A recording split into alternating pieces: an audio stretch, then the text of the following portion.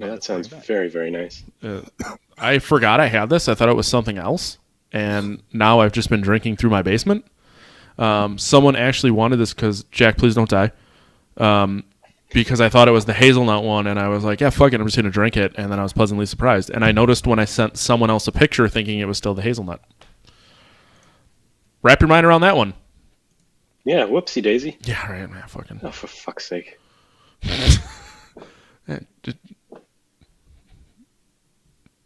Did he start sweating from coughing? Yeah, everything makes me sweat.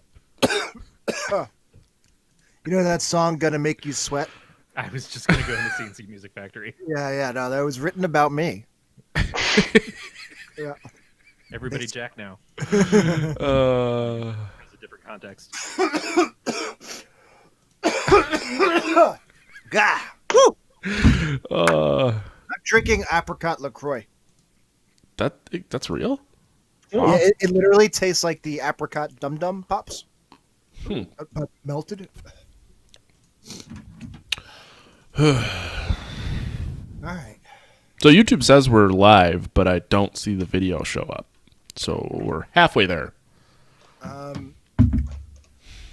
So you don't do an intro; you just kind of start. Yeah. I have noticed that actually, and I did like. I actually kind of like that. It was like a very soothing way to get into the episodes.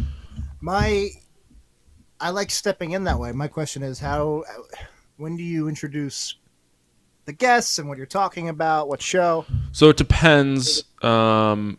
If it's a new person, I'll say something right away. But if it's people that have been here before, such as the two of you, I'll just kind of bring it up whenever I feel like it. We've been talking about a lot of Taco Bell too. The show's really taken a turn. The quarantine's not helping. I was telling Corey, before you guys hopped on, because I won't go to Taco Bell, I'm just starting to make Taco Bell replica recipes at home. So tomorrow I'm going to make Mexican pizza, but with meat and like bigger. What is Mexican pizza? Is that like a quesadilla? But So without the top? It's a tostada and then beans, tostada, enchilada sauce, tomatoes, cheese, more tomatoes, and green onions and sour cream. But I'm going to put meat in there and not get diarrhea. That's my plan. You say that now. Yeah. Good luck. I said it was my plan. I didn't say it was a good one. All right. Now it shows up on YouTube. There used to be a chat in here. I just rewatched The Nice Guys. Shane Black. I didn't like it the first time I saw it. I mean, I liked it, but I was disappointed because Kiss Kiss Bang Bang, I think, is a perfectly executed film. Iron Man 3 is pretty much the same movie. Yep. And I was a little disappointed, and then I rewatched it. It's great. I loved it. I feel like it would have been, it just would have been the sequel to Kiss Kiss Bang Bang if Downey Jr. hadn't gotten Iron Man right after. Yeah. But I did We would have had 8 of those movies. But I like the 70s noir Chinatown stuff. Oh, yeah. With Detroit being the big bad. And I liked Russell Crowe. Like he wasn't you're right. It could have easily just been a few lines here, a few lines there, and it's the Val Kilmer and Robert Downey Jr. characters. But they are separate characters, and I like them too. The Russell Crowe is goddamn charming as hell in it. Yeah, and Ryan Gosling, who is, I still haven't figured out if he's supposed to not act, because I've never seen him act in anything. But he's so much fun in that I just don't give a shit. He is a lot of fun. He plays just a little too. He's a little too cartoonish, like slightly. Whereas like Robert Downey Jr. pulls it off, I think. I liked it a lot better the second time around. Have you guys done The Predator? No, right? The Shane new Black one? No. Yeah, the Predator. The Predator. We should cover that at some point. Okay. It is. It's not. Yeah, it is. It's a canon sequel, I think. Yeah, it's a little weird because it feels the least tied into most everything else. I guess maybe the Adrian Brody one doesn't feel connected either, but it also seems to be like, but this could just fit. This could just make its way into Yeah, this and be a yeah. part of it. But I have my problems with it. That would be a good one to talk about. Every 2 years or so, I catch Predators on FX, and I go, "Oh yeah, I forgot about that movie." Like it leaves my memory as soon as it's not in my sight anymore. It's like the silence villains on Doctor Who. I don't think any of us are going to know what that is, right? No, I know what that is. Okay, thank you. I don't, but Matt feel just got free. really angry. They're these aliens. They're very creepy. It takes place in the 60s, and they have the Men in Black like tuxedos on, like the skinny tie, 50 style tuxes, and they look like traditional 50s Area 51 aliens. But you, the second you look away from them, you forget they ever existed. So while you're looking at them, you know you're being chased. And you know you're being influenced by them and threatened by them, and then the second you look away, they just kind of hide, and they hide on you, and they influence your life and stay in the periphery of your mind. So like the people that catch on start marking their skin with tallies, so they know every time they see one. It's a really interesting 2-part episode. So when you first, Doctor Who's sci-fi version of a Memento. Yeah. so when you started describing that, I thought you were fucking with me. It sounded like a classic Jack spoof. Yeah. So, And then they shit down your throats. You got jacked. oh man, how I've missed that. That is absolutely true. I just Well, you don't letting have that to miss jacking it. soak in. Yeah, you don't have to miss it because I saw on my feeds today that a worst show ever best of compilation hit. It's worst episode ever, Corey. Thank you. Thank you. Yeah, that's right. I love this podcast. Worst show ever is just the view. I love this podcast. Jack's got the Simpsons Hour. It's great show. Jack and Don are really great hosts. Jack and Don. So that best of was very generously done by a fan. He had already done the first one, and I don't think it's a best of. I think it's his personal favorite scenes that he edited together. But It's the best of to someone. Yeah, he gave it to us in like November or possibly earlier of 2018. And then we waited weeks, if not months, for me and Dan to be in the same room together. And then we recorded a 3-minute intro so people knew what they were listening to going in. And, so they knew what they were getting and who made it and everything. So it took us 3 months or so to do that. Then it took me like a month to get the episode edited because my computer doesn't really run. Then I finally sent it to Dan one 3-day weekend or sometime when I had the time. And apparently I misnamed the files and I gave him the same episode twice instead of giving him the best of. So then he's like, you got to find it. I couldn't find it on my computer. Flash forward to yesterday. I finally I booted it up, went looking for it, organized. I haven't organized. I usually have the Wii Studio stuff very well organized. And since I moved from Bay Ridge, it's all just desktop icons. Like it's nothing. Yeah, it was I spent all day yesterday fixing it, found the best of, sent it to Dan. Dan got it out live today.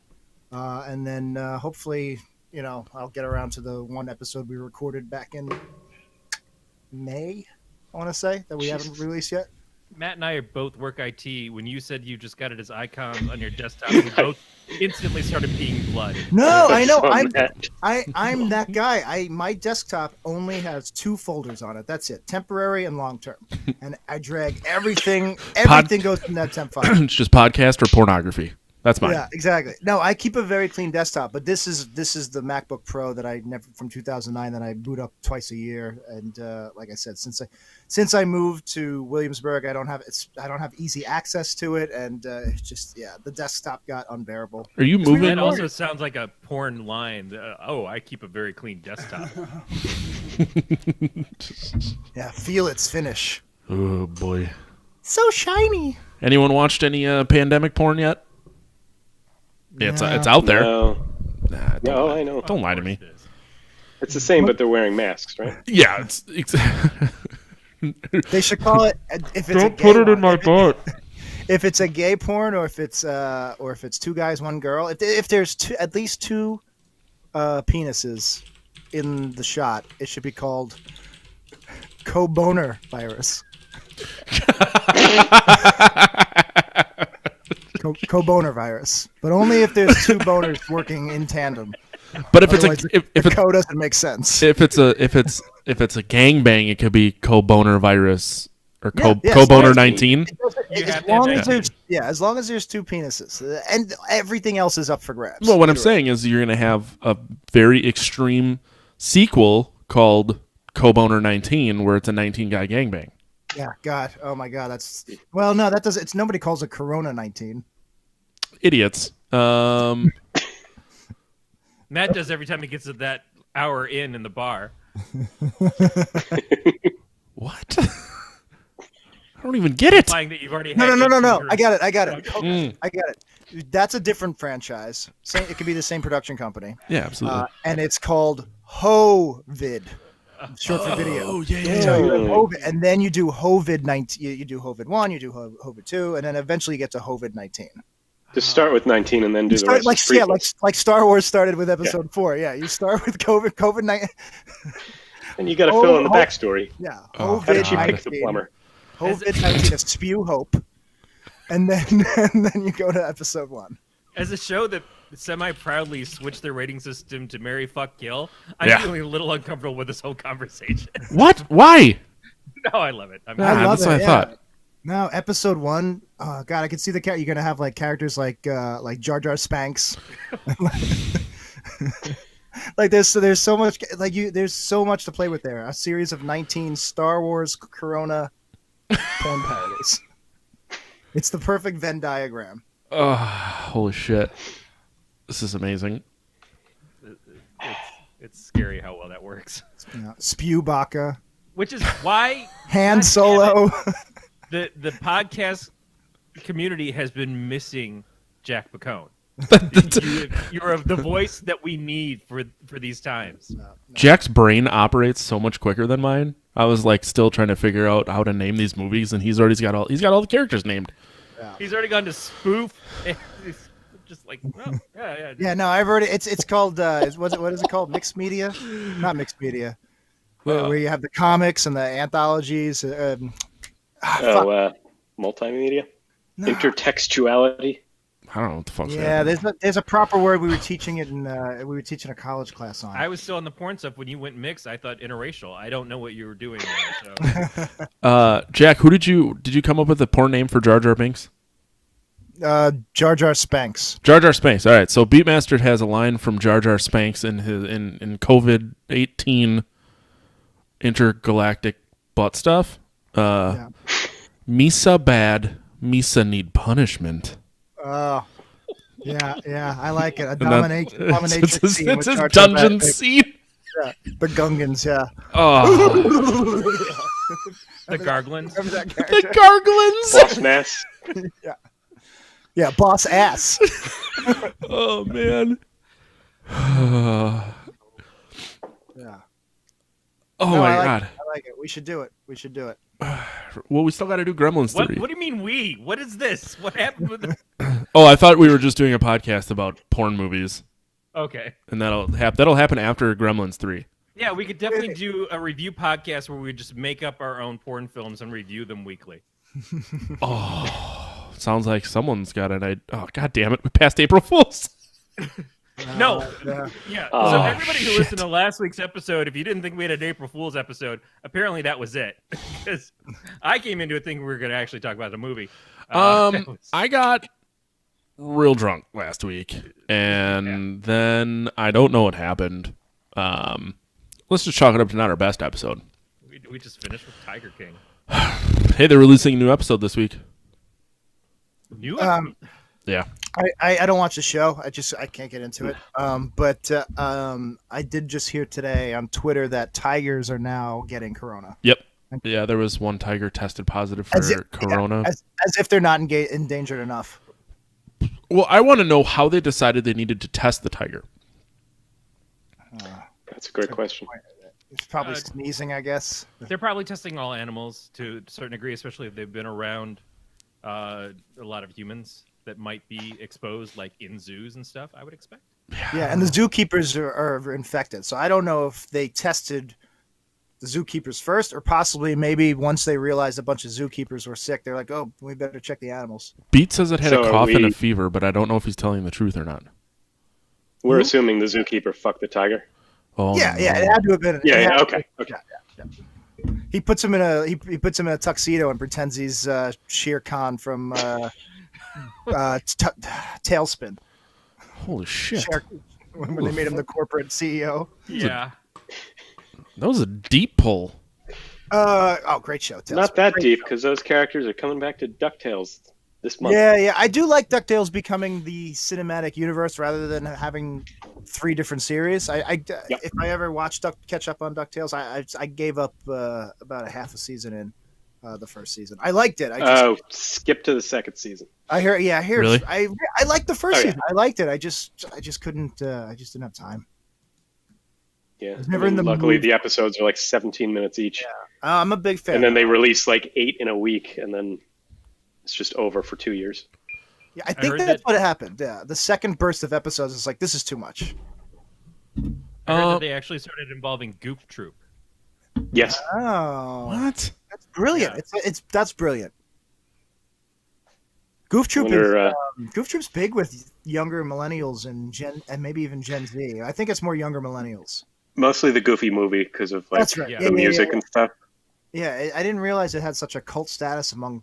Like, I saw it in the theater with my mom and my sister, and I liked it, but I have no weird nostalgic attraction to it. Attachment.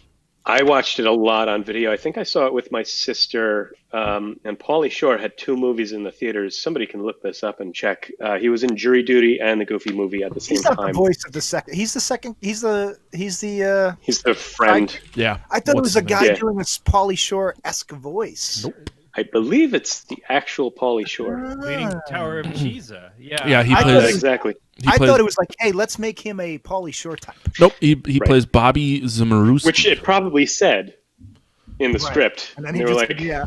let's just get, yeah. Let's get a Polly Shore type. Or why don't we go cheaper and get Polly Shore? But this was Jesus Christ. It was at like the height of his.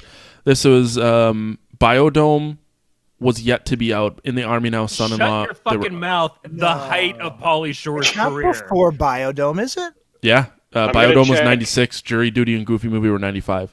I'm sorry, I don't want to interrupt. So I was right. They were out at the same time. Yes, they were. We flipped a coin over which one to see. Can I see the YouTube link? Can I get the link to this? It's a I want to see Wikipedia. it so I can see the chat. Oh yeah. Sorry, I've been looking for a good time to jump in and ask, but actually, I've been trying to find it on my own. But you're fine. this conversation's been going so good. There was no easy way to jump in. I just emailed if it to you're you. I looking for a figured that good was time. easiest. Call. What's that? I said, if you're looking for a good time, call. Just one call. That's all. So, I am proud of myself. A Goofy movie came out April 7th, 1995. Jury Duty was April 12th. Wow. You guys know about that thing, right? Where you name a movie, I'll tell you where I saw it and with whom. I forgot. Yeah, but I do remember that. The Matrix Reloaded. Matrix Reloaded. Well, Jack, my sister was getting her PhD like when they give it to you. Yeah. And it was on my birthday, May 15th of 2002, I want to say. And my dad and I went, and he did not like it one bit. Was he disappointed? Was he a big fan of the first one? He had no idea what the fuck was going on. I think it was 2002. It may have been 2001, but that was the context. It was somewhere in Washington, D.C. Wait, wasn't Reloaded out in 2003? Like November 2000? No, because the third one was November. It was definitely May 15th. I think 2003. Yeah, because I think I remember watching the trailer freshman year in college. Yeah, so it would have been May 2003. And I want to be clear. I'd seen the original Matrix a couple of times at least before seeing the Matrix Reloaded in the theater. I also had no fucking idea what was going on, so I'm with your dad. I literally consider. I think I saw it in the newer theater on Staten Island with Dan and my high school friends and Jeff. We saw a lot of movies together back then. I like to think that that night seeing the Matrix Reloaded in the theater was the moment I lost my movie innocence. It's the last time I've ever been so excited for a movie and 100% sure that I was gonna like Phantom it. Menace didn't do that to you? No, I liked Phantom Menace. Like I was Yeah, I 14, guess I did 15. too. Yeah, when it came out, I was like, oh, that was great. It was a Star, and to its credit, I think Phantom Menace feels like the most of the original trilogy. But no, I liked it Now as a this kid. is podcasting. But Reloaded, I was so disappointed because I had seen The Matrix. I had it on VHS. Must have seen it 24 times before I saw Reloaded. Yeah. I thought The Matrix was one of the most. It was one of the reasons I went to film school. It was such a good movie. I think it was the reason a lot of people did a lot of stuff with movies. Like I remember seeing The Matrix and like, this is what's going to make me be like an outside the box thinker. And then the second one came out and it was pretty much like fucking a shoebox. It's like, I want to be put back on the tube in a little pod, please. Yeah. It was when they start having the big orgy. I just remember like crying and I was just like, "What? Thank you, stop!" That's the part that got my dad. Yeah. Because It was like when they start dancing. now, in retrospect, in the last 4 or 5 years, I'd say I keep catching it on TV. Mm-hmm. It's grown on me. I've come around. I like it a lot now. I do I think really. it's way better than Revolutions. I want to rewatch Reloaded and Revolutions. I got into bed one night after probably playing video games with you, Jack, and drinking, and that scene was on because my wife just finds the longest movie on YouTube to turn on so that she can fall asleep without hearing me giggle with my friends. Yeah, and it was just You out. yeah, it was just like the dance scene. And I'm like, what the fuck? So Matt, you're like on Xbox with me and Kevin. Like, does anybody have any 5.56 and in the background? It's just Fuck yeah. man, I want to live in the Stein household. It's a real party right now. There's a lot of weird stuff happens in my driveway because that's pretty much one of the only places I can go right now. Yeah, no, that's a Silence. good point. No, I was just You weren't lying. No, it's true. And Kevin had mentioned that he really hasn't gone outside. Like I go outside and like pull like 2 weeds and walk around my driveway because that's about all I can do. I imagine like a Tony Soprano robe. You don't. Damn it, I left my robe downstairs. Matt just like going down and picking up the newspaper. Wondering where the duck went. I'm a big nature guy, so I would imagine if I lived out in the middle of nowhere like you, you don't go for walks and stuff. I thought about it, but we've been doing so much stuff around the house, like projects Yeah, no, I walk 4 or 5 miles every day at least. and that's the thing. Like if I hadn't been ignoring all this shit around my house for so long that I now have no reason to not finish, I would totally just go. There's like DNR land at the end of our street, and it's just like a duck nature preserve. So it's like I could just go down there and walk around. I thought legitimately do not resuscitate land. Like No. Yeah, that's the Department of like- Natural Resources. the elephant's graveyard for fat where you- Wisconsinites. You just it's where you walk go in to the die. other road and die. Yeah. Can I get that link? Yeah, I emailed it to you. You emailed it to me. Yeah, I figured that was the easiest way Or because. did you email it to the other Kevin Howard? Send it to Ooh. Western Union through Western Union. You emailed it to me. Jack, you weren't Everybody needs somebody sometime. you weren't here for the realization of me sending the link, the Lightstream link, to Kevin Howard at Gmail, not Kevin A. Howard. Oh, you were live when he told you that? Well, he showed up after I sent it to the correct email, and then I went back and typed in Kevin Howard at Gmail, and a picture popped up. And I'm like, oh no. So I sent an apology email for that. So we may have a random extra Kevin Howard, although because I can only have 3 remote guests, he's not going to be able to. Oh, he might be in the queue. So you may have been like sending birthday cards and stuff to this guy for years. This is the first time I've emailed you. Matt. Hurtful. What? Why the fuck? I have your phone number. Why would I just text you? I don't email. I hate email, but I get people who email me get mad because I don't see it for 2-3 days sometimes. Because it's so much spam and shit. I figured for the link it would be easiest. And I get agita and no. I'm glad you sent it. Yeah. I just mean in general, I don't use it for like casual. Me neither. Casual encounters. Yeah. Exactly. Yeah. That's what I do. Casual. It feels. encounters. I don't know. It just feels antiquated. That's exactly why I love email, is because I don't want that instantaneous being an expectation. Just somebody nailed on you, like, hey, I just sent this through your instant messenger, one of the 15,000 you're supposed to keep up with. Why haven't you responded yet? And I'm like, I fucking nap. You know, I I love when have a life. I poop once in a while. I love seeing comments on people's Facebooks like, check your email or check your DM. Ugh, fuck It's yeah. like if they're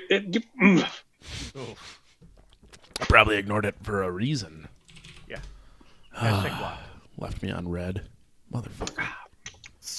All right, what do we got? Sorry, I got the link open now. I can see our chat. Mm-hmm. We've got you got the podcast Terror Gang Mm-hmm. in here. oh, The same Hey, gang. four people. Potheads. I was like, holy shit, there's 6 people, but one is me and one is Jack, so 4. so you sent the link to Jack, but For fuck's sake, Yeah. Kevin You A. literally Matt, all you had to do is literally type the letter K probably. Nope. And it would've just- I have to put the A in, otherwise it'll go to the wrong Kevin Howard now. He shows up first.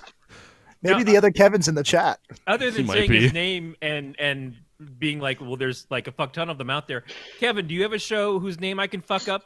Because So he texts and he goes, "Did you remember the A?" And I just saw the email and assumed it was just Kevin. It was a well, I moment. might be going for a name change soon because not far from now, AMC will be premiering the new show Kevin Can Fuck Himself. I remember when you brought that up a while ago. What's your middle name? Andrew. Alan. I like that. Andrew Howard. Yeah, screenwriter of the movie Seven.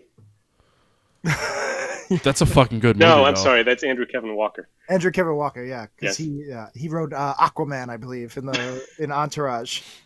But there is. Oh, that's right. Yeah, and then he gets There replaced. is And then an Aquaman Andrew 2 Howard. is Jake Gyllenhaal, but it's being written by Kevin Smith, which I thought was one of Entourage's best inside Hollywood jokes. Of course.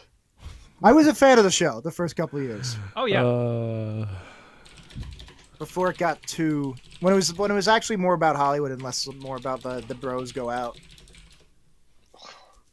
which is It was probably more about like, Hollywood. we have money to spend. What do you guys want to do? Who do you want to date on the show now? Yeah. Oh, yes. Andrew Howard was the guy who played Red Scare on Watchmen this season. So who's Ken Howard? Ken Howard's like one of those big rich Texan type character actors. Right? Yeah, he was the head of GE on 30 Rock. He just died recently. He was also the head of SAG, the Screen Actors Guild. Oh, So wow. anytime I had to call the Screen Actors Guild for whatever reason, I would kind of mumble over my name. It'd be like, oh, yes, of course, I'll put you right through. Oh God! Wow, that's I seem to great. recall 'Cause- that they prefer that you call them SAG-AFTRA. Yes, you have to always say SAG-AFTRA. They do prefer that, yes. wait. What? What did I miss? When Jack and Hillary The merger? with one L were on the show. Oh, it was me and Hillary that brought it up. Yeah, Yep, that you kept saying SAG-AFTRA. You made it very clear. yeah, Stuck yeah. with me more than the title Yeah, of your because show I that my love more I than used anything. to when I was director of student affairs at the New York Film Academy, I used to be the liaison with the New York City permit office and SAG. and Oh, all Dean those- McCann? So I would have them talk to our students, and yeah, I remember during the orientation, the SAG after representative really like I tried to make a joke about it, and they were like, "Don't joke about it." It was very. serious. Oh, beat. So I learned that after the fact. Is that a different drink now? Is that Mountain Dew Baja Blast? Yeah, this is a damn. vintage seltzer, Oh, which is also what's the word for a word that's also the word? Now that vintage is a vintage brand. Synonym? Bird? Cinnamon? Synonym? Did you say cinnamon? Synonym. Matt's Wow. still casting our porn No, videos. like when a word describes itself. Oh. not aptronym, autonym. Yeah. It's an autonym. Yeah, thank you. Vintage is an autonym now. No, this- Astronym is like when there's a baseball player and his name is Swinger or something. and Because secret it's of name. apt. The secret of name is great little mouse story. Where's my name Onomatopoeia? that time? Matt, you What? really are No, behind. Matt, we figured it out 2 minutes ago. So I was explaining to Ashley in the chat about how I'm out of Mountain Dew Baja Blast Zero, and Mason typed onomatopoeia. So I completely ignored you guys. I feel like you're on a delay, like an actual like satellite delay. But he My- is in my- real life. Yeah, my brain is on an always delay. Especially 'cause this Matt only gets a beer's signal kicking when he in. faces pure north. All right, we're good. I had to remember which direction was north. That's bad. I don't have a lake. Well, Matt's No, lagging again. I don't know where north is. Hold on, give me a second. Oh, this is so confusing. All right, I want to Yeah. say My north is this way. that's my north. So I'm going to check my compass. Oh, See how shit. accurate. Open compass. A compass? Oh, I wish I could screen cap, like take a picture of what I'm looking at. It is true north.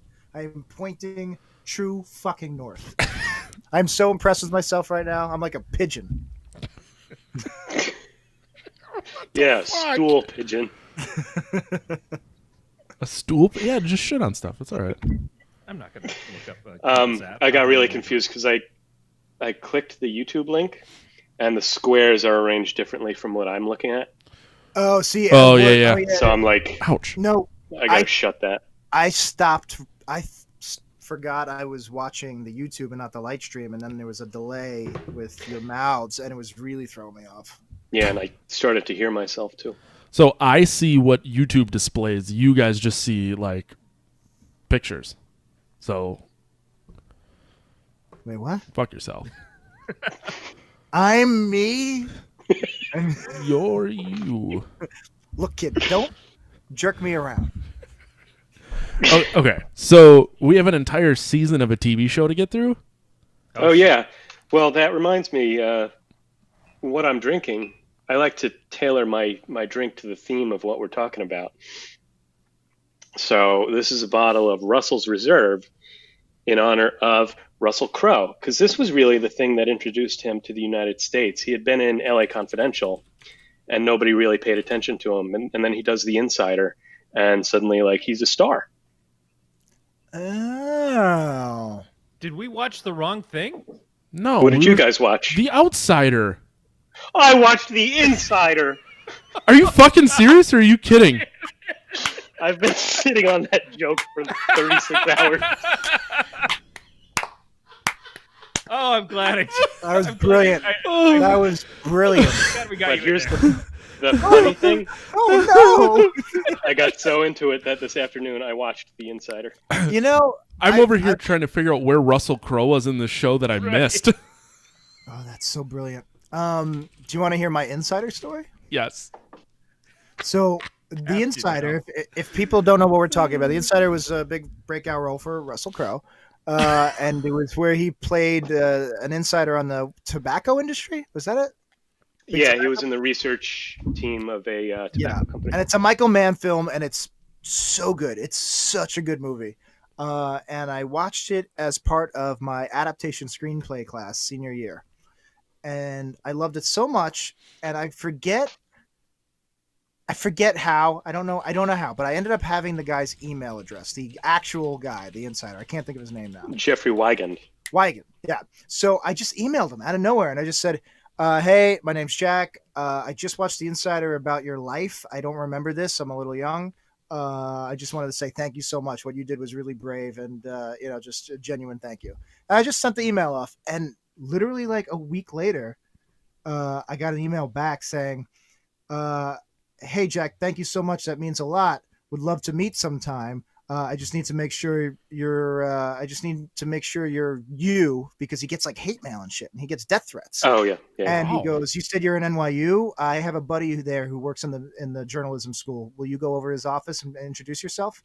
And it almost sounded like he was like not just vetting me to just meet me, but like, I don't know, maybe he wanted to like work with me. It was so interesting, and I was such an introvert, and I just went, no, that's okay. I said, yeah, okay, sure, and then I just never emailed him again. And I just eats, because I was very, very shy back then. I turned down that. I turned down a job offer with Abel Ferrara. I'll never forget that, where he was literally like, "Are you kidding?" He's like, "I'm giving, like, this is such an amazing opportunity." I was like, no, thanks. Just the mistakes I made in my 20s. But I could have met the insider. Yeah, I turned down getting published when I was in my early 20s because I was just like, I don't know how to write a fucking book. Yeah, And they're like, we're looking at examples of your writing. We really would like to publish you. I'm like, I don't know what to do with that. Yeah, now the 20s are just it's just mistakes. I turned down record contracts. I just wanted to fit in. Yeah. No. Yeah. Yeah, but you still have talent and did something with it. Fuck you. Yeah, and I don't owe a record label much money now. Yeah, that's true. That's the trick. It's a way to humble brag. I turned down record contracts. You fuck. Well, I turned them down because someone told me to. I didn't want to. Someone told me to. You also had someone looking out for your well-being? Those fucks.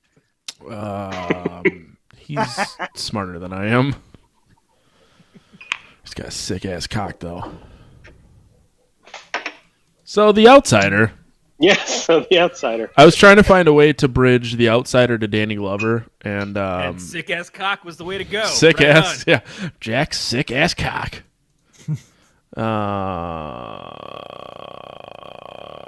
Why Danny Glover? You know what? Seem to have killed the bottle. If you don't understand why Danny Glover continues to show up here, then I just don't know if this is the place for you. Oh, you mean apropos of the podcast? Danny Glover was in I Saw 1. Saw. Mm-hmm. Yep, and we did Saw 1 and 2 with my friend Mike, and I got really drunk, and we just kept saying "Enter Danny Glover," and I couldn't stop laughing, and we just kept talking about Danny Glover showing up, and it just kind of became a thing. Enter Danny Glover. Kevin, Jack and I went to school with Don Glover. Oh yeah, that's right, Donnie Glover. I fucking love Childish Gambino. He's great. He really is. New music's not that great, but in my I opinion, actually kind of like his music. I like his old music, not his new stuff. Oh, maybe. Sorry, Jack. I keep cutting you off. No, the moment's passed. God damn it! I was going to ask Kevin where and with whom. No, please. It's funnier if you. He saw. I have never seen the movie Saw. Really? Really? Really. I've But only I do seen- know, like, the whole Danny Glover thing. Like, he's shot his scenes in a day, like 6 months later or something. Yeah. Oh, I didn't know that. Yeah, we weren't informed about what actually happened with the film. We just made some shit up. The amount of times I've seen Saw, I never the knew best way to that go through life. Danny Glover This was isn't an that kind of after the podcast. fact. No. These two are my inside men on everything. No relation Ooh. to the insider. No. Or just generally being Inside men. I was waiting. There had to have been an Inside Man porn movie, right? When the Clive Owen movie came out, there had to have been an Inside Men porn parody. Because the movie was so successful. They I said don't we wanna Google this. have to jump on this right while it's hot. Because what if some other fucking company gets it? And we have to be the ones.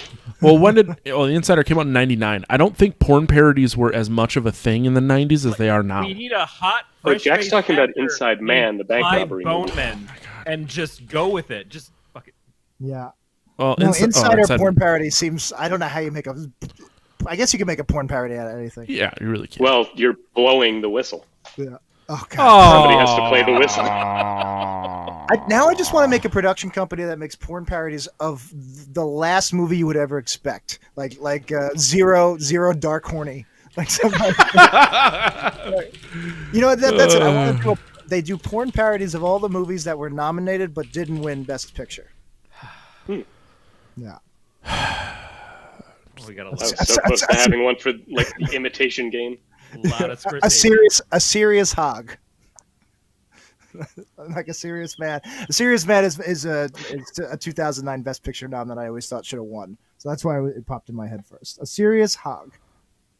What did it lose to? Banging Hurt John Locker? Malkovich. Perfect. Oh, perfect. So, The Outsider. What was it, 9 episodes? 8? 10. 10. It was 10? Did you watch them all? Oh, shit. What? Oh no. I thought it was a weird cliffhanger. I hated the way this thing ended, but we should probably go to the start, which All right. someone else needs to. So much happened. And We should start with it's a Stephen King adaptation. yes, so it took But like a four really episodes. recent one. Yeah, it took 4 episodes for anything to happen. It's an HBO. See, that's my favorite kind of genre, horror stuff and sci-fi. I love when it's got the slow, grounded build. Well, I like the fact that I couldn't watch more than 2 episodes at once because it's like I need a palate cleanse. I need to watch dick and fart jokes because it's so dark. Yeah, they released the first 2 episodes at once. Which they, yeah, and those are the two with that Jason Bateman directed, Who's right? that? Yeah, and honestly, those first 2 episodes, it just leads you to believe that it's a completely Exactly. different show. He directed them, and he exits. It's brilliant. Yeah. I didn't see it because I don't know. I'm not familiar with the book. I wasn't. I went in completely cold, not even knowing. I don't It's like perfectly trailers. straightforward. Yeah. But I feel like Is Kevin on a pause? I think feel so. Like he's on a pause, or he's fucking with us. He's on some sort of delay. Yeah.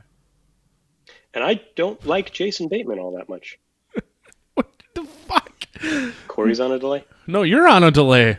We'll wait 30 seconds for you to I hear am? this. Yes. Do you want me to rejoin? Whatever. Do whatever you want. I don't give a shit wait, about wait. anything. Are you still? Wait, am I really on it now? Oh my I god! don't think. No, Wait, you're better now. No, I think you're good now. It took a second for it to catch up. Yeah. I don't even know if it was a delay. If it was Goddamn more of a, Bay Ridge Who was I internet. on? I think you're fine. Wait, do you live in Bay Ridge? Or are you in Williamsburg? Which Yeah, borough? Yes, I do.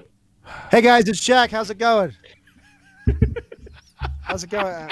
Are we live yet? They are both in the same borough of Brooklyn. It's the neighborhood of Bay Ridge. Oh, you are? Okay, you are both Bay Ridge. I remember looking up your addresses a lot when I Yeah, could when do you still guys leave want my to house. start the show? We could probably start it right now. That's not a big deal. So yeah, welcome to this episode of Podcast Terror.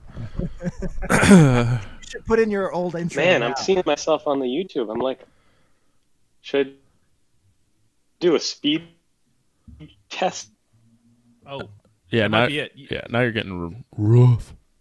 And if you're watching YouTube, stop the video. Just click the pop out chat and Should I just not talk? No, I love you. no, we want you to be here. You know, it's relative. I'm lost. Wait, what's Should I going fucking on? rejoin? I don't even know what's happening. Yeah, if you want to, you can. It's the same link. It doesn't change. I thought. I just It's hope Kevin, not A. Howard, doesn't show up. He's been waiting. He's like, motherfucker. The real Kevin Howard pops in. He's like, God damn it, I've been waiting. No. It was the outsider the entire time. Oh, no. That's amazing. Yeah, you're right. He was just waiting to get stronger. We're just waiting to see if your face droops. Fuck. Uh, Yeah, you're the real Kevin Howard now. Kevin, we've established that the Kevin that Matt emailed first is the outsider version of you. the El Cuco. Yeah, so He's out killing little kids in my name. Cool. So I'm curious to hear kind of what you guys took out of this, because I took it very face value. Basically, the show starts. Jason Bateman is accused of killing a child, but he's somewhere else, and there's a lot of Horrifically, like just eating Yeah. practically. Yeah. He ate some. he mutilates a child, but Mutilates, there's a lot of evidence that he is somewhere else. Other people corroborate that he's there, but there's physical evidence putting him in this van with the child and everything, and it kind of builds from there. As he's being taken to his court sentence, he gets shot and killed by the brother of the kid that was killed, and it kind of goes from there.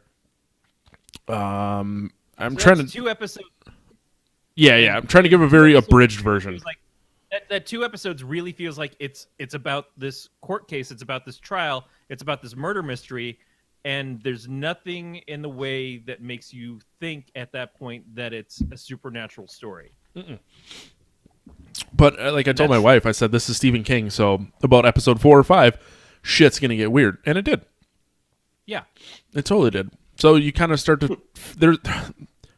I love the amount of time spent in a strip club in this TV show. But it's always the same angle. like they use a security camera. They had it for like 40 minutes and just had to bang out every scene in one setup. Yeah, it was the Monday 9 a.m. shift. It was. I thought it was a Matrix sequel. I don't know what you guys are watching. Oh. So we started rewatching Ozark. I had seen the first season, my wife hadn't, and there's a lot of titty bar scenes in that show too. So I think Jason Bateman just really likes strip clubs. I'll put it on my list. I don't watch the show, but I have a friend. My buddy's name is Michael Fleming, which I think is a name from the show. Oh, okay. Do you like drugs? Not like doing them, but like drug dealer, drug kingpin type shit. No. Yeah. See, I'm a fan of like drug lord type stuff. My wife is not, so that Ozark is like right up my alley. Not so much her. So we're switching off I with like Breaking Bad. I don't like weed. Okay. Yeah, Breaking Bad. Yeah, I mean they're one and the same. Breaking Bad's just the cooker instead of someone who's just laundering money. The accountant for the drug dealer. I don't know. Whatever. It's a good show. Jason Bateman. But you hate Jason Bateman. You just said that. Because he feels so damn insincere. Like, and a lot of times it's the character he's playing, but like he's always so sarcastic and just like, why are you talking to me? Which worked really well in the movie The Gift, which I hope you've all seen. I've never seen it. I haven't seen it. But it made me just not want to like him in this, which was good because you're supposed to be like, oh, this guy fingered a kid and then hate him. Yeah, no, I've never. I can't think of another role I've really genuinely loved him in besides Michael Bluth. Like he's right, because that was perfect. I thought because he starts out as the hero and eventually come to realize that he's just another Bluth. And like he's an asshole. It's great. So I think that worked well for him. And then the only other role I can think of that I really liked him is Sit Down, Shut Up, which was the follow-up show Mitch Hurwitz did, the animated teacher show that I think is just pure brilliance. I think it's basically just a animated Arrested Development, and for whatever reason it was so bad, the ratings, that it got canceled immediately, and it's never released on DVD, nothing. Yeah, I think you talked about that on the show before, actually. But I like Jason Bateman going back to Silver Spoons. Like he was Ricky Schroeder's best friend / nemesis in the first couple of seasons, and then he did a spinoff. Not even a spinoff, but it was like the same character, but a little bit older and a little bit more conniving with Steve from Married with Children, called It's Your Move. And I, like Jason Bateman was like the coolest kid to me, and he was age appropriate to where I was, so I was just like, this is my guy. And then he did the Hogan Family, and I kind of dropped off for a few years. Hogan Family is where I met him. Yeah, it was where I remember him from.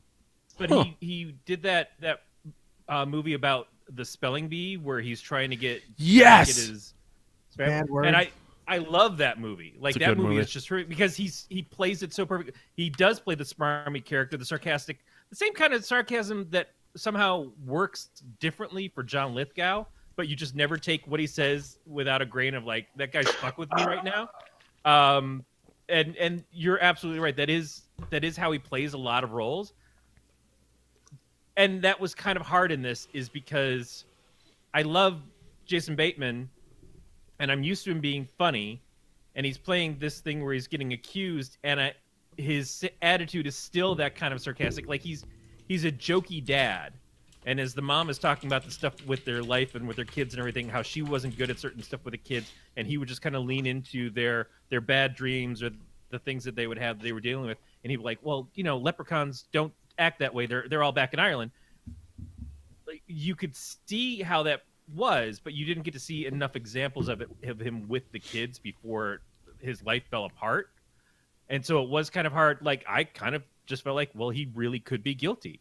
Is that where they were leading us? And so you didn't have a buy-in of trying to understand his innocence, but it also just he was so closed off. He was not reacting a lot of times. He would just sit there and look pissed off and not want to say anything, and just like, my lawyer, because that was what the character would have to do to protect themselves.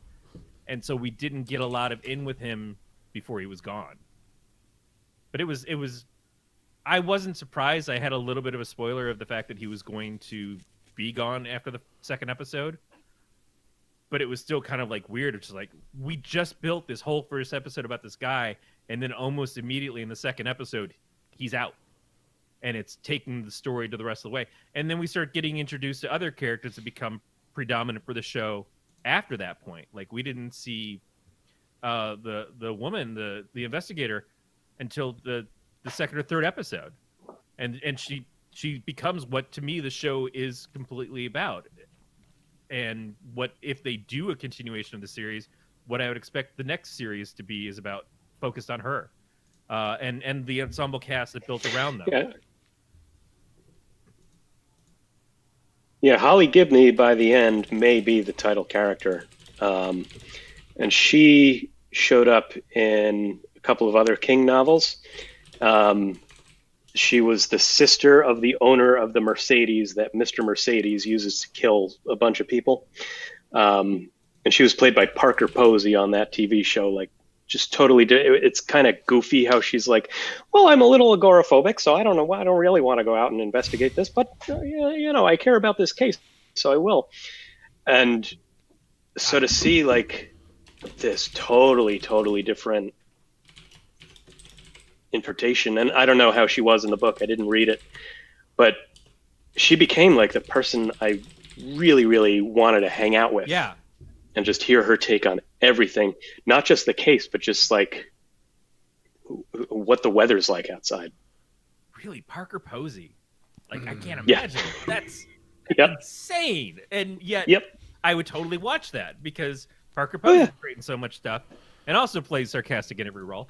And just like I could have fun seeing Parker play a part like this, but I would not be able to conjoin the two character versions together. Yeah, no. So usually you don't see that kind of stuff except for like iconic characters like the Joker. Like, here's 4 different takes on the Joker. And Right. it's so interesting to see 2 completely different takes on like a regular human character. Yeah, and I think maybe because I've seen the Joker in different forms my entire life, whereas these are characters that I'm experiencing fresh in my late 40s. So it's really like one or the other. I don't know. Yeah, I went in completely cold. I loved that at first. I was like, yeah, maybe Jason Bateman did do it. I don't think he did it, but maybe he did. I had no idea where the story was going. I was like, all right, maybe it's going to be supernatural. Maybe it's not. Maybe it's going to be in, psychosis or whatever. And so I really, the first few episodes, I was completely in the dark, and it was great. I think the biggest twist to me was like when Holly shows up, I go, oh, it's like this. It's a detective story almost. I literally that was the biggest twist to me, was her suddenly showing up and being like, hey, I'm the actual main character. I was like, this is great. This is awesome. As much as I loved Ben Mendelsohn, he was incredible. Mm-hmm. Agreed. He's so good, and I love when he's a good guy, because playing bad guys is almost, to me, it's almost easier. It's more simple. So you just need to. Well, yeah, he became like he's the new Christoph Waltz, where it's like, oh, you did something as a villain nicely once. Let's just have you do that over and over and over and over now. Right. He plays the same character in Ready Player One that he does in Rogue One. Yeah. Ready Player Rogue Check One. out Mississippi Grind. He's kind of a sad sack gambling addict with Ryan Reynolds. And it's only like 5 years ago, but to see him that different, it feels like it's this independent movie he did like 15 years ago. The Killing Them Softly too. That was relatively recent. That was after Dark Knight Rises, I think. And he plays a much more like working class fuck up kind of as opposed to his usual corporate well executed master planner, master thinker. But he was great as this. I totally bought him as like just a rural sheriff. Yeah, and he plays sad really well. Oh yeah, he does. Or just like not quite in touch with where his emotions need to be for him to be able to progress. Yeah. The backstory was great. I mean, this was very, very standard Hollywood trope stuff through and through, but it was just done so well, and it had just enough of a twist on each thing. It felt fresh. It felt original. I was riveted the entire season. I understand in the book, Ben Mendelsohn's son is not dead. He's away at summer camp. No. Yeah. Wow. That's so Which different. is like his whole character. Yeah. Oh, that's amazing. Stephen King adaptations typically are better than the source material. He's a great idea man, and he's great Unless with he writes character it. and feel. Yeah, Storm of the Century. Oh, if he writes the screenplay, get the fuck out. I still am a big Maximum Overdrive fan. Still want him. Oh, absolutely. It's a great show. His only directorial effort. By the way, I totally forgot. Bad Words, the Spelling Bee movie. That was Jason Bateman's directorial debut, I think. So I think maybe that's why you're responding to it so well, is he was directing himself, so he knew probably what to play to and what not to play to. But he also directed the first 2 episodes of the show of The Outsider. So it is, and I thought it was such a leap up in quality. I thought he did such a good job. I mean, I don't know what it's like directing these big TV, like HBO probably had people on the ground making sure it was, I'm sure they're more hands off than Marvel, but I'm sure they're also a little hands on, making sure everything is on brand. So, but it's still, he did a great job. I think there's a lot of scrutiny. Yeah. So I'm sure like his, it felt like an HBO show, but I'm sure a lot of that was his own talent and hard work. Now, if you're the producer of a show and you're directing the show and you're starring as the character that, like, how hard is it to be the character that is accused of such a horrific crime in a show and direct yourself in it? And like the fact that his character gets redeemed sort of along the way is different, but just to like playing that part is always, to me, it feels so challenging. And it's one of those things, like, I don't think too much about the people who say that the darkness of a part really gets to them, like what happened with Heath Ledger and other people. I don't often think about that, but when I think about this part, like, that's a hard thing to get into. And if that had been the entire series, a 10-episode thing about that character, and then if them being proven ultimately guilty, like, that would be crazy to me to try to go in every day and make that realism and be the directive of it too. I think it depends on the kind of actor you are. I feel like a lot of actors would probably be method and take it home and really bum themselves out researching child molesters and child murders. And I bet you there's a fair share of actors who do see it as like a, cut. And then they're just like, all right, they're saying the lines and they're feeling the feelings, but they can separate it from, shit happens. Kids get murdered. Oof. Yeah. It's good that he is ultimately redeemed, because when you are playing a bad character like that, you have to find the good in him. And that would be really pretty rough if he were actually eating this little boy. Yeah. And go ahead, Jack. I need to get some ice, but keep talking. Yeah, imagine they filmed that scene. How do you find the core emotion when you're eating a child? It's like, all right, so let me get in this character's head. Children are delicious. Right. Well, they're young and tender. They haven't been beaten down by the world. I don't know. Kids smell. Babies smell. If I'm gonna eat somebody, I want a well-to-do 33-year-old. A properly preened 33-year-old blonde. Yeah. Hairless. Yeah, hairless. I want her to be seal slick. Talking about me here. I want a grass-fed fat person, because that's what you get the best beef from. Yeah, That's true. But they're best when you slow cook them. Well, of course, but that's because the connective tissue has got to dissolve. Yeah, and it's I want nothing close to the ass. No, it's just like furthest away from head and hoof is where you want to be. You want to where the least amount of work is done, so that it's just kind of like just the neediness of it. Yeah, it's succulent. It's delicious. I want organic. I want somebody. But that's the bacon. Oh, I love bacon. Well, yeah, when you get to the belly fat, that's a good time. But that depends on the cut. Really, it's a matter of it's all conditioning. This took a weird turn. Yeah. It reminds me, I got to check on the basement real fast. I actually am starving. That's probably why I went there. Oh, I have to pee and I'm out of beer. Well, I see a solution then. So you have an empty can then, or an empty bottle. All right, everybody look away. Bottle full of dreams. Send that back to Mason. Hey, I'm going to send you this terrific barrel-aged beer. Don't mind the fact that it's yellow when you pour it out. It's my urine. A lot of beer is yellow when you pour it out. Yeah, not this stuff. That's So sudsy. I've always prided myself on very clean, clear pee because I drink a lot of water, so very hydrated. But since the Corona, or a little earlier, since it was in the news, I've been prepping my body for it by taking a lot of vitamin C and a lot of vitamin B, B complex, B12, and I didn't realize it makes your pee neon yellow. Oh yeah, And yeah. You since look I'm like a yeah, fucking '90s movie. yeah, and since I'm taking it every day, like I've in the course of 2 months, I've gone from Jackie Clearpea to Interesting. to a guy that lays the golden goose. Like it's Oh, Just squeeze some lime in there, you'll be fine. I would also suggest if you can find some of those lowbrow cereals that are made with purple dye because it'll change your poop to green, and then yes, yeah, God feel damn like it! I'm gonna go pee and get beer.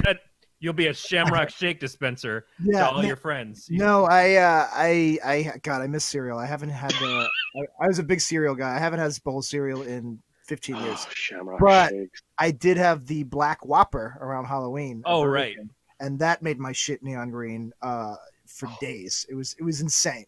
I'd never see. If it was like that scene in Hook when they all imagine the food. The guy, It's just, oh god, it looks like the stuff the unicorn crapped out in that Squatty Potty commercial. Yeah, no, that's and it. If anything is an illustration of why you shouldn't eat Burger King, the amount of time it took for that dye to work itself through your system. Like 4 days of shitting, and I still got Burger King coming out. I can trace this back to one meal. Yeah, it's and like it hasn't gone away. it's like carbon dating. Yeah. I've mentioned a couple of times that I've gotten an upset stomach, and I felt like I shit out so far back into the carbon dating of my inside stomach lining that it's like breast milk has come out. It's like I'm just hitting mom's DNA at the end there. That's all that there is. Yeah. Roy Rogers, that closed in 1994.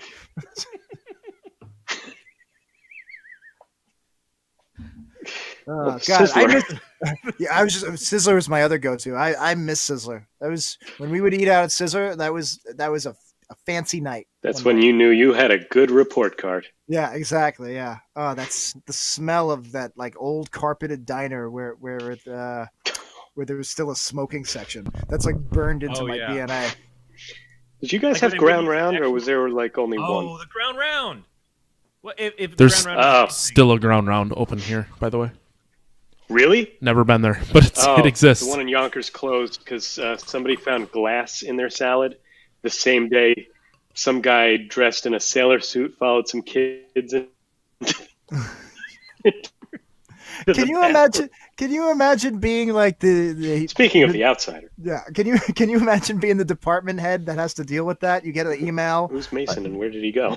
You get an email that's like, this glass and salad. You're like, Jesus Christ, how could this get any worse? And then another email pops up in your inbox. It's like sailor, pedophile. You know, it's that poor bastard that day. Not the pedophile. That's not the poor bastard you're talking about. So I gotta give the show credit too. They avoided a lot of the child pedophile stuff. Yeah, they really did. Once they established it was a supernatural monster, they didn't like. There's a lot of shows that will like almost like focus on it. Got all that blood on the sailor suit.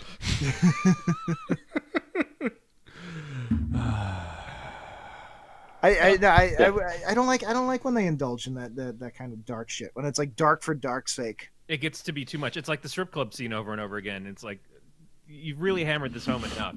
Now at least they turned that strip club into the background for one of the characters. Like the cop going there all the time was just like, all right, a little bit much. But for one of the characters to be involved, like they brought it back at the end to make sense as to why we kept seeing it over and over again. It does at least establish why it's necessary. Yeah. But there are certain things that just happen in HBO shows. In episode 9, when they start telling the backstory of the grave in the caves, and they're just like transferring between the story that's going on currently and the story that's going on in the past, but they don't tell you that it's happening in the past. You just kind of work it out for yourself as it goes along. HBO is big on doing stuff where they play the stuff out of order. In the first episode, they did that a little bit too, where they they show the cops going and interviewing people, interspersed with them going to collect Bateman's character at the game. And so you just kind of like, why is he at this person's porch all of a sudden? And oh, that's him informing the wife or the mom of the kid. But it was again like, you can either establish that or you don't. And HBO is big about not establishing it, and just like the viewers will figure it out. It's not as bad as Westworld, but it is kind of that same sort of story trope that we like to go back to a lot. I'd argue it's not. I'd argue that HBO's guilty of it maybe more than the others, but I think it's all cable and streaming services now. I think we're in a post golden age of television where there are now, first of all, we're peak TV, so there's so many shows, so they're all trying to differentiate from each other, and a lot of them seem to do this school of like post Mad Men, post Breaking Bad, post Leftovers, where they're trying to mimic what made those shows special, and they're following the form but not necessarily the artistry behind it. And a lot of that is, but I think a lot of it comes from almost gimmicks. Like they're just trying to make their prestige drama feel prestigious for a reason. It can't just be a straightforward ABCD plot. They're trying to find reasons for it to be quote unquote prestige. That's kind of the feeling I get when that keeps happening. I would go back even further and say that it's post Lost. Lost, certainly Lost. Yeah. So speaking I'll be right back. Have fun. Speaking of tropes, though, one of the things that we do get out of this is that ensemble of the characters that are all trying to go to fight this creature that felt very much like The Stand to me. It was adults doing it, but it's, hey, here's where each of these different people come in and why they're all being affected by this and how we all get together and we have to make not a stand. It's conceptually it again. There are a lot of Stephen King stuff with a similar feel. Right. Langoliers is a bunch of adults trying to fight the Langoliers, and you know, like you said, It Chapter 2 is a bunch of adults trying to fight Pennywise, and so it's not uncommon for Stephen King to have some monster that a group of adults are banding together to fight. Right. Not to say that I didn't care, like I didn't hate it. I didn't think about that until you brought it up, to be honest. But now, I mean, it's a very valid point, and it's very Stephen King. I thought about it because there's the person becomes possessed or entranced to the creature that is like working against them. So you've got a human villain and the creature villain, and that also happened in It with the bully that was chasing them and trying to kill them in the first one and growing up in the second one. Like you have this thing that becomes beholden to Pennywise, and in this you have this thing that becomes beholden to the outsider. With the cop who's a sniper. So it gives you a human element for them to fight, and then the supernatural element is after that as the final like big battle or whatever it is. And even in that, it usually is subtle. And one of the things that I texted to Matt when we were starting to watch this, nude photos, is like I'm really into this so far, but it's Stephen King. I assume at some point he's going to shit the bed on the ending, because that's my expectation of Stephen King, is that Stephen King does amazing character interaction, amazing dialogue, and then it comes to the ending and he just shits something out and says fuck it and cut me my check, and that's what I was waiting to happen here, because I'm so used to that being the case. And I'm not saying that as a person who reads a lot of King. I've read like 3 books by King, and one of them is about writing, which is a phenomenal book.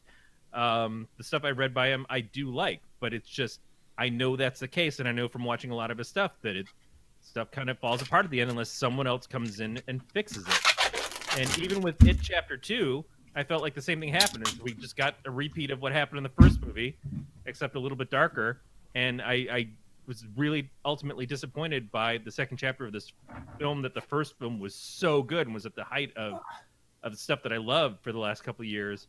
And now I kind of lost interest because of the sequel, which is a Matrix thing, which is a Star Wars thing. I'm sorry, I can't get over the sounds Jack is making. I assume he's opening Pop-Tarts. Fucking Foley artist over there. He has fucking mini donuts. I don't know how far I am. That's close. That's mozzarella and prosciutto. Really? Oh, nice. I thought they were mini donuts. Yeah, it's the prosciutto mozzarella donut. God, you're so Italian. Hostess Elite. They were at a gabagool. Oh, man. Is this not? Do people not eat this? Is this? Oh no, 100%. I would have put salt on it though, and potentially had a slice of tomato with it also. Olive oil. Oh yeah, that'd be a good one too. Whatever. Anyone here like hot sauce? Yeah. So I'm really in. I got the Fuego box, but I do it like once every 3 months. And I got Shaka sauce, which is a pineapple habanero sauce. It's not that hot and it's not that sweet. It's fucking amazing. I've eaten half of it today alone, and I'm literally buying more on Amazon right now. That's my endorsement. You should get them to sponsor. What's it called? And I'm talking about the pineapple hot sauce right now in case I'm like 3 minutes behind. Shaka sauce. SHAKA space sauce.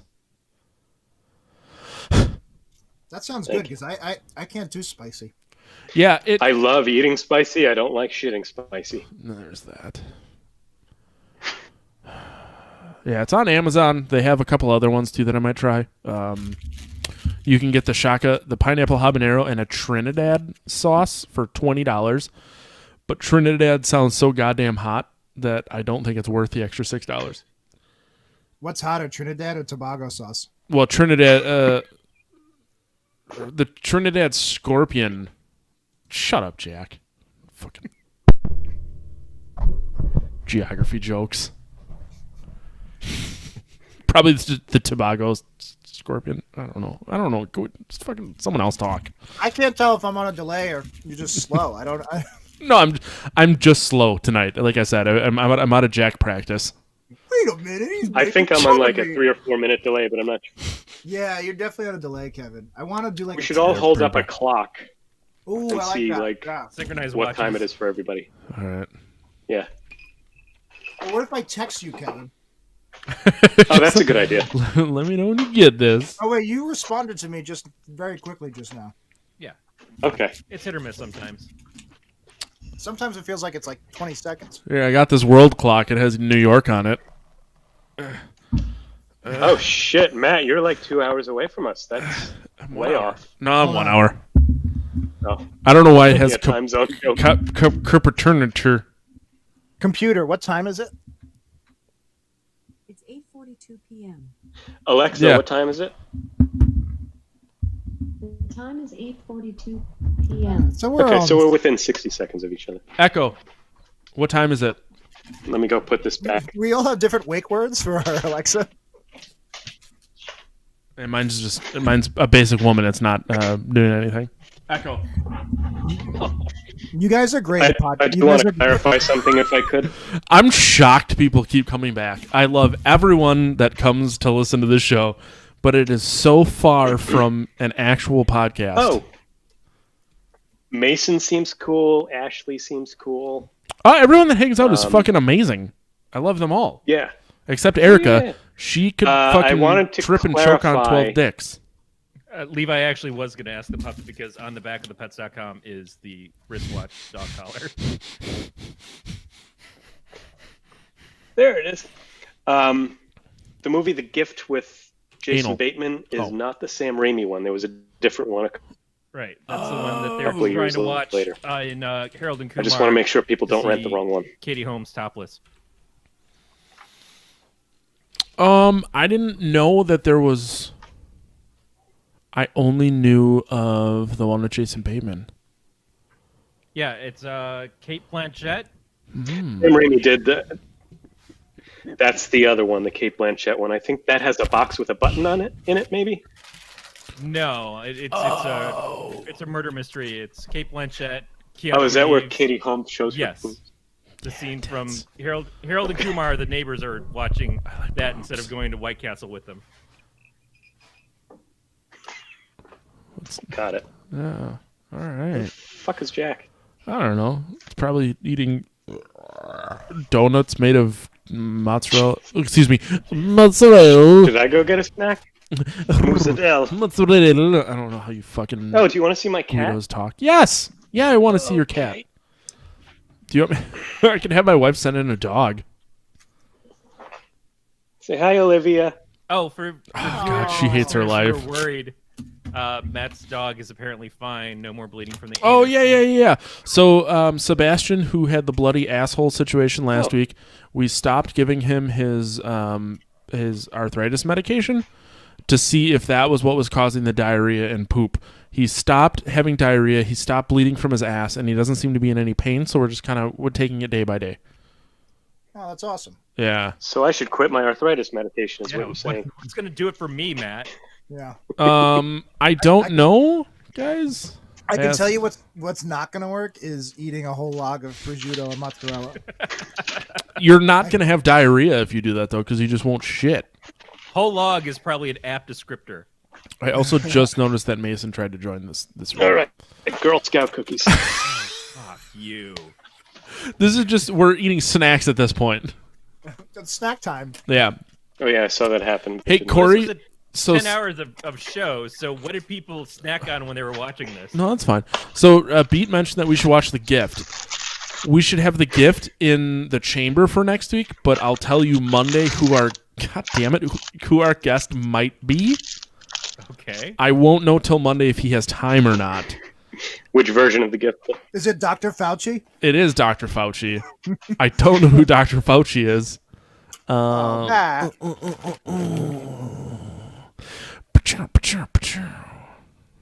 Who's Dr. Fauci? Dr. Fauci is who's been doing all the coronavirus. Oh, never mind. He's a doctor of sorts. Yeah, and he's doing all these podcasts and stuff, trying to get the word out about social distancing and shit. Oh, social But distancing you is said- nuts. But you said he was busy, and it was a whole joke. It would have been funny if you watched the news once in the last 8 weeks. I've been very selective of my news because I don't want to. There's a lot of bad information out there, and there's a lot of people trying to be the first to break shit that's not true. So All right, thank you, Reddit. We appreciate Yeah, it. you can Hey. finally kind of figure out where. No, this is Matt. He's not keeping up with things, so he's on Dig. I'm on Grinder. I got Grinder / Matt's butt, or excuse me, at Matt's butt. God damn it, Jack! What are you eating now? Garlic Parmesan pretzel. I expect him to be louder. Saying Italian, garlic parmesan. That's perfect. On brand. I'm. Corey, do you have a snack too that I can't see? No, I'm out of tea. Oh, do you need to get more? I will eventually. I mean, we could. You just got snacked. Oh shit! I just saw Kevin has Samoas. Yeah, that's the famous Jack line from Bad Show Sometimes Watched. Corey's favorite podcast. Bad show you watch now. Jack, whatever. I guess we can sidetrack from Outsider. What's up with the show? We talked briefly. Dan has 12 babies now, so he has time. Yeah. They all just keep each other company. Yeah, just as a matter of trying to get in the same room and not exactly in the headspace to be podcasting a lot these days with being laid off and losing family members to COVID. And yeah, it just doesn't seem like the best time to talk about The Simpsons. But Please don't tell me that either one of you has actually lost a family member to COVID, because then I'll feel really bad. my brother's mom died on Oh, Thursday. for fuck's sake! As a result of COVID? Yeah. I'm sorry, buddy. That is what it is. We're all, at least I don't know if it's different in where you guys are. In New York, everybody knows somebody who's got it's insane. I know no one that has it. Oh yeah, I know dozens of people. Yeah, and that's the Yeah. thing. Like, so Matt and I did a Cast and the Furious earlier this week, and I talked to him, and he goes, "Well, I know like 3 people." I'm like, "I know none." So it's so far removed. And like when I was texting you guys a couple weeks ago, I think when we first started talking about this, and you're like, "Oh, this person has it, and this person has it." I'm like, "I don't know anybody." There's like 7 people in my county with it, and I just hope that they all choke on a dick. Well, it's just a numbers thing here. I mean, we have 12 million people in You have Brooklyn. way more than we do. There's like 20 70,000 in my million city. in the 5 boroughs. Yeah. So like I know 4 people that have recovered. I know one person who has died but was too old to even test if it had anything to do with it. So Was it we a just tiger? have no idea. Yes, it was a tiger. All right. How many tigers do we have? I brought a dog. Kitty cat. It's not a cat. The doggy. I don't have cats. I'm allergic to them. This is Cat in a Dieter. dog suit. He's I think my other he's half cat wiener is dog. in here. Wait, his name's Peter? Dieter. Oh, Dieter. Oh, His Dieter. his name is Kevin had a cat named Peter. it's Heinz. Yes, Heinz- here he is Heinz in this Dieter. box. Aw, I have Peter. rabbits in boxes in this house. My wife's just letting everyone in here now. Corey, Who the hell is do you, Breadsticks? Corey, do you I don't know if you watch this show. Do you pick up on the references to Kevin's cats, Peter and Olivia? No, that doesn't sound familiar. Fringe. There it is. Oh, okay. No, I somehow missed Fringe. Oh, such a good show. Oh, Like, the couple of back. times that I would catch it here and there, I like the cast a lot. I like the ideas behind it, and I think what it is I came in very early and went, "Oh, this is probably not for me," and stepped away, and then they got really good after that. Yeah, the final season's garbage, but the first 4 yeah. seasons are very good. And it had a lot in common with The Outsider. You know? Regular cops going against supernatural forces. We were talking about Ben Mendelsohn, and we talked about Jason Yep. Bateman. The whole cast was great. Bill Camp. He's on like every How HBO great is show Bill now. Camp? Yeah. Yul Vasquez is the Catholic Latino Oh cop. yeah. Yep. Do you guys recognize him from Seinfeld as one of the 2 aggressively gay guys? Why won't you wear the ribbon? You don't wear the ribbon? Oh, who does not want to wear the ribbon? Who does not want the Okay. ribbon? Yeah, I did not know that was him. that's him. Yeah. And who else we got? We got Cherry Jones of. She was the. Who's No, she? Cherry Jones isn't in it. But Isn't Cunningham. she in porn films? who played Ben Mendelsohn's wife? She played Joshua Winningham. Jackson's mom on The Affair. I want to say Mario. Mayor Winningham. Mayor Winningham. Yeah. From St. Yep. Elmo's Fire. Yes. The I'm gonna hate myself. for Oh, even- Seth Grayson from House of Cards. Yeah, he was actually very good in this. Yep. No, it was a great cast. It was everybody was very believable in the parts they were playing when they and a lot of it was the writing too. When somebody bought into what was going on, you felt like, okay, I can see why they would. And when someone was being skeptical, you can say, all right, I feel like I know why they would be skeptical. It didn't seem like anybody was going against the trueness of what their characters were as to what things they did. Like the brother betraying them sort of at the end by like insisting that he's going to tell his brother everything they laid out. Like he has a total distrust of police and authority, and the only person he gives a shit about is his own family. Yeah. And And that's he's the dumb, only and he person doesn't left. believe him. Yeah. Yeah. No, everybody made sense. Yeah, it really it worked on a level that I was not expecting. Again, because I've seen other King adaptations kind of fall apart at the end, and I didn't feel like this one did. I know, Matt, you were saying that you were disappointed in the ending. What was it about the ending that didn't work for you? Because it felt And like did you actually watch it all the way through, or did you just peter off? son of a bitch. I even went back and watched the shit that happened right after the credits started. Oh, good. I was gonna ask. So they spent 9.5 episodes like building up this whole El Cuco shit, and then they spent a half of an episode tying everything up so that it ended. And it just felt it was like this slow burn, and then they were just like, fucking, we got to end this by now.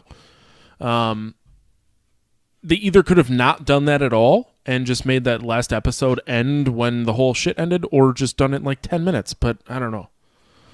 I agree. It was a little anticlimactic. Yeah. I think the half-hour dramatic wrapping up ending. Plenty of finales do that. I'm fine with it. I think it felt long because the El Cuco showdown was so short and simple. And so much of me wanted to really like get a good front look of him with the droopy face too, because you only saw it in passing and in drawings and stuff. So that was kind of annoying to me, but I also understood why they didn't do it.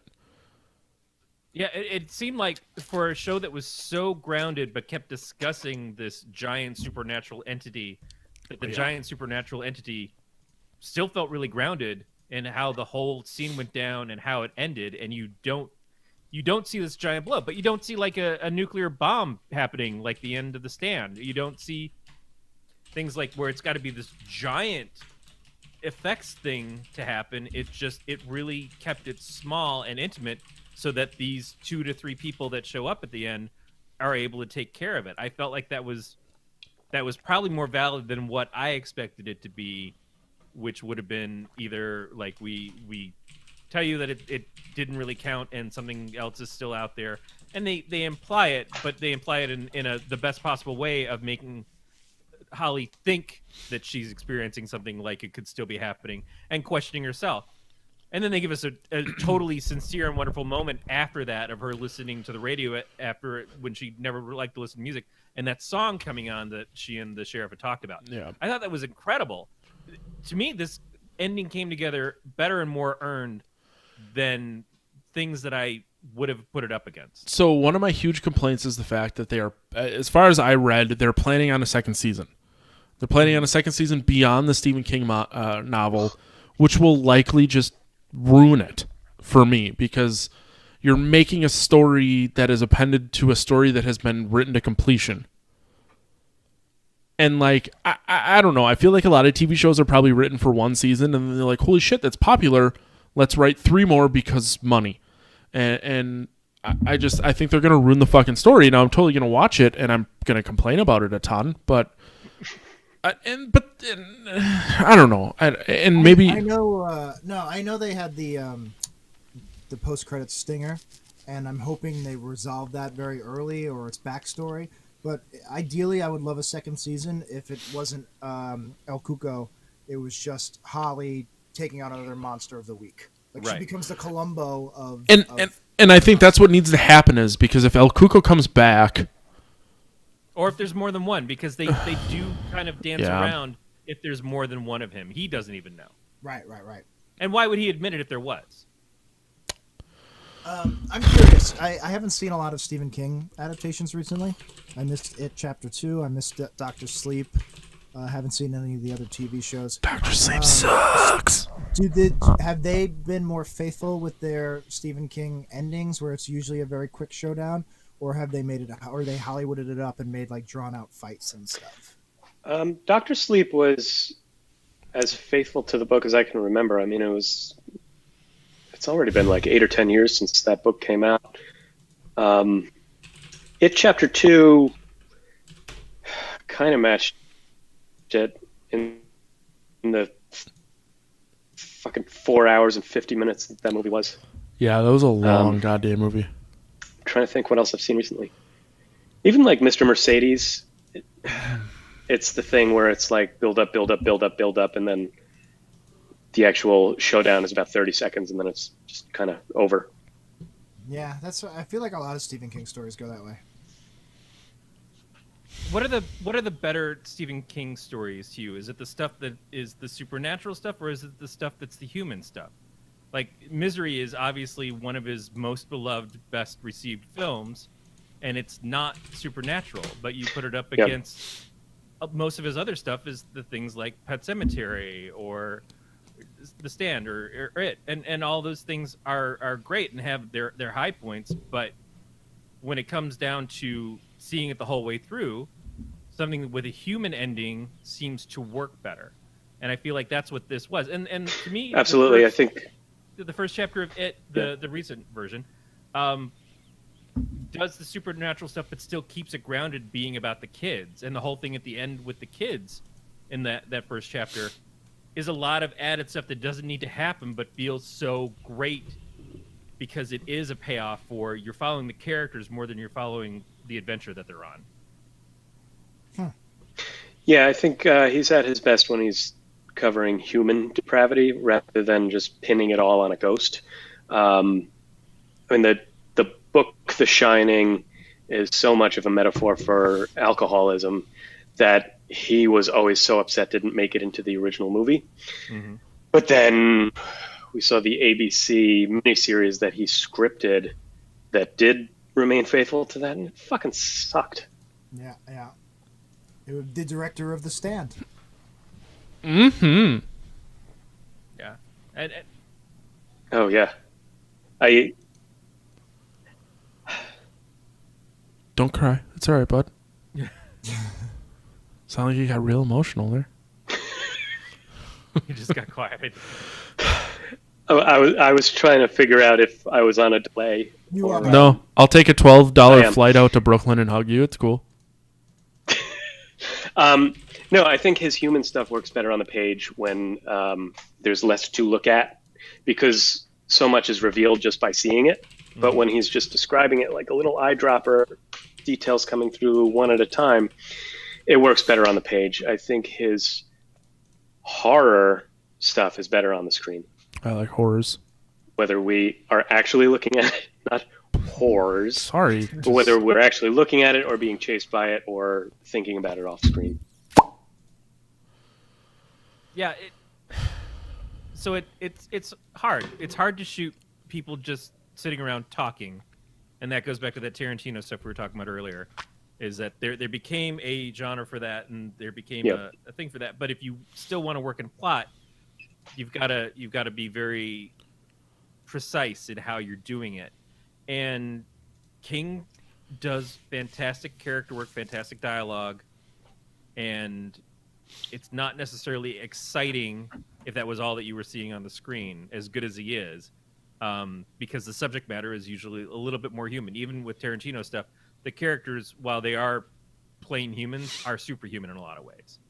They're just prime examples and distilled down to some very sharp essence of something in the character. King writes people that you probably know. You feel connected to them because they're all very relatable. They're either you or they're someone that you grew up with. And that is, to me, the most enticing thing about his work. And yeah, the biggest challenge of making a film out of it. Yeah, and that's probably why his horror, why he made a name for himself. His horror writing, it's good. It's very good, but there's other people who are as good, if not better. But because he makes such grounded characters, it ups how scary every story is, because it's like, oh, this could actually happen. The Outsider reminds me the most of Salem's Lot, which is also like basically small town drama with a vampire, like an actual supernatural vampire, every now and then killing somebody. And then it's not until near the end where you have the main characters like, oh shit, there's vampires, they exist, we have to do something. Also, nobody in this was a writer. That is something that really you just fully expect, is like someone in this is the writer. Oh, it's interesting. But that didn't happen. I think the closest we get is Holly is our entry point into feeling like she when she says at the end, outsiders recognize outsiders, and she sees herself as an outsider, even though she becomes to us the person that is one of the most focused and most beloved, and who we want to follow out of it. And I love the sheriff, and I love the story of him and his wife in that town and what they could do next. But they are in a small town, and Holly is the one who's going to go from place to place as an investigator, and has her contacts and stuff that you expect is going to lead us to the next part. And the sheriff, if everything worked out, should just be able to try to go back to a normal life as much as he can now. Yeah. Yeah, I don't know if she still lives in the Mr. Mercedes town. I would totally watch a crossover, just swap out Parker Posey and not even explain it. I was called out in the comments. I was totally wrong. King's two best adaptations are not supernatural. It's Stand By Me and Shawshank. I didn't know if you were paying attention. I was trying to find a way to sneak that in to bring it up. But I love you. And I'm always watching. I like that about you. What are you doing later? I've never seen Shawshank. Really? I don't remember it. Yeah. I've never. I don't think I've ever sat and watched it from beginning to full. I've seen most of it plenty of times on TNT, but I don't think. Or AMC, Jack. Or AMC, but I don't think I've sat down and watched it. Maybe once. In there. It's really good. Yeah. I haven't seen it in a really long time. Is it really that good? And that's a legitimate Yes, question. it is. I watch it probably like once every 2 years. What? Oh yeah, no, it's But it's 8 it, goddamn hours long. I mean, it's like between that and Godfather and Schindler's List, it's not as long as you remember. None of No, it's them not that have I long, seen. right? Like the last act of it is like 40 minutes, so you catch up to the end so much faster than you think. But like IMDb ranking, it's constantly switching between 1, 2, and 3, and it absolutely should be there. It's only 2 hours and 22 minutes, which is pretty short in comparison to a lot of new movies. I love the Green Mile, and I Compared love to everything that comes out today, that's like 20 minutes shorter than the average. And that's a really good point. If a movie comes out now and it's not under 2 hours, I'm not going to watch it unless I have to. Well, so when we were doing the show last week and Matt brought up, okay, and then next Saturday we're doing The Outsider, which is 10 hours, and Corey looked surprised because he forgot that he was supposed to do it. And I kind of forgot and kind of remembered, but it was suddenly, oh yeah, I have to watch 10 hours of TV this week. This was 10 hours. I warned you 2 weeks in advance. Oh, I know you did. You absolutely. This is not on you. Do it 2 months from, there was no reason to rush it and binge it. No, but that's the thing is, so this is But the first time that my wife and I sat down, watched a show where we were both fully engaged in the show. Every once in a while, she would pick up her iPad or her phone, but she put it down at least 80% of the time and was watching the entire series. And it was 2 episodes to 3 episodes a night throughout the week. We skipped Friday because we were just kind of like both burned out, not of the show, of like just life. But we went and we watched it, and we were excited to watch it, and we were entranced by it. And I have not had an experience like that with her in quite some time, where we were like totally into something, like other than simple shows that we could just lure ourselves into to relax, like HGTV stuff or something. This was like a plot, complicated characters, emotional, everything, and we were 100% into it. And that was, to me, that's the highest compliment I can pay something on TV right now, on these streaming services and all this other stuff. Is like, you got my attention, you kept my attention the whole way. And I don't know if I would have been as into it if I had watched it as it was coming out, that weekly thing. Like, this is where the streaming stuff really adds up, is to just be able to watch it in one kind of block over a few days. But it really worked for me. And I don't have a lot of stuff that I can say that about anymore. Yeah, no, it was. That's a great compliment to give something. Now I can't not second screen at this point. I can't remember the last show. Besides, I watched The Circle on Netflix, the new reality show. I fucking loved The Circle. Yeah, and I watched that with the girl I was seeing, and when you're watching with somebody else, it does make it, especially somebody you're not living with or whatever, it makes it a lot easier to not second screen and be rude and be on your phone. So that's really the only show in recent memory that I've watched with all of my attention. And yeah, it was great. I love The Circle. Have you watched Blind Love yet? Love is Blind. Love is Blind. Watched, we watched the first couple episodes. I didn't think it was that good. Not good? I Okay. didn't think it was as good. I haven't started it, but I was hoping it was kind of like I didn't say not good. I just said it's not as good. And that's what I was saying. I'm trying to find something that is just as good as The Circle. And if you're saying it's not as good, like I said, we started Ozark and Bates Motel. So there are other shows that are as good. DuckTales. My wife's not going to want to watch DuckTales. That's going to be me watching it by myself while I'm in here working. She's not into cartoons. Did you think it was weird how the actor portraying Louis cast himself in a role where he raped and murdered children? And directed the episode. Directed the animation. Exactly. Wait, what? Did I miss something? No. Yes, I did, apparently. Not that Louis. Oh, boy.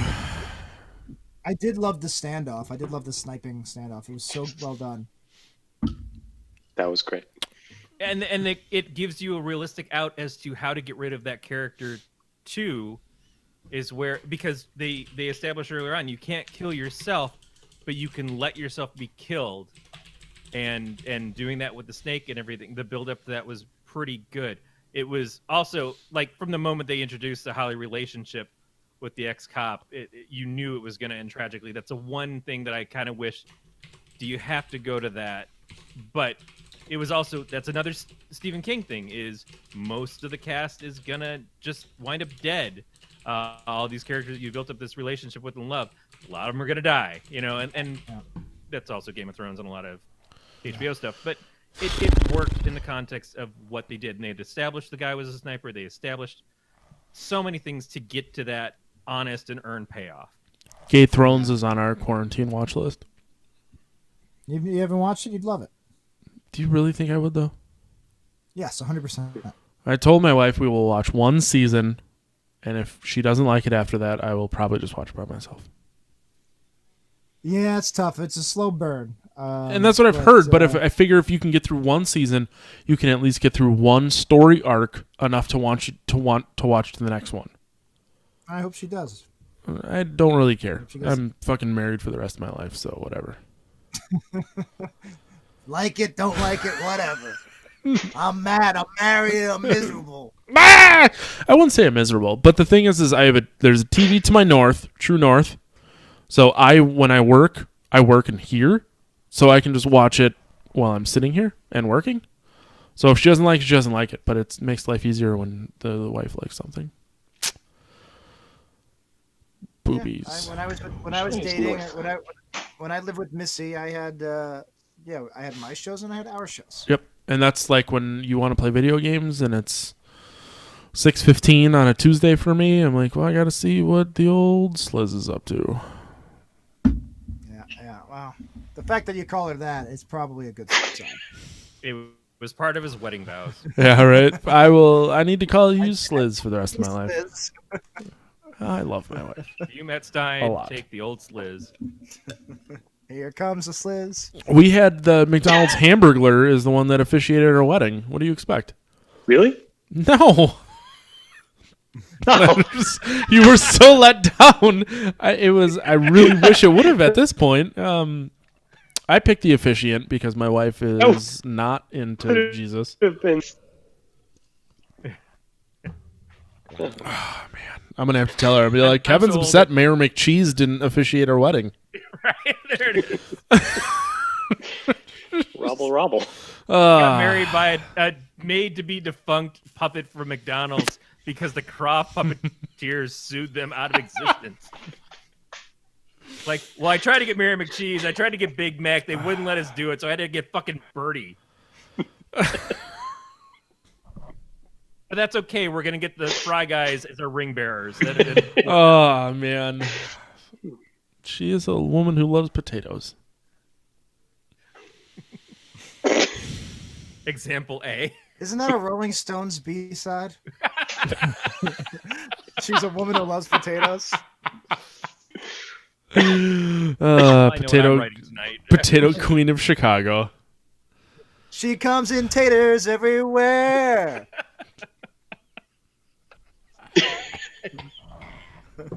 Done. I'm done. All right. What?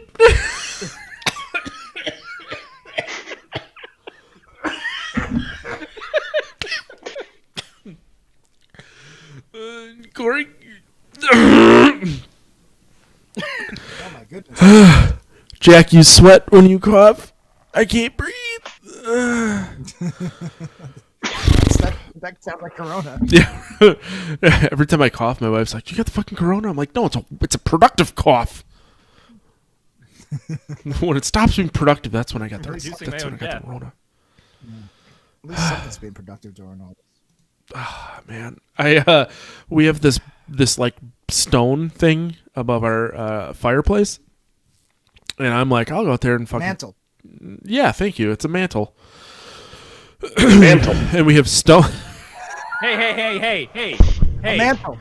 We can't assume gender. All right, fuck off. It could be a womantle. It's okay. It's a personal. It's a womantle. You mean a mantle?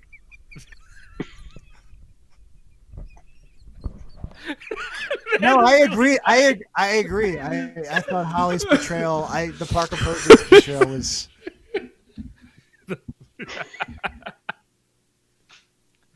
I wasn't prepared for this show.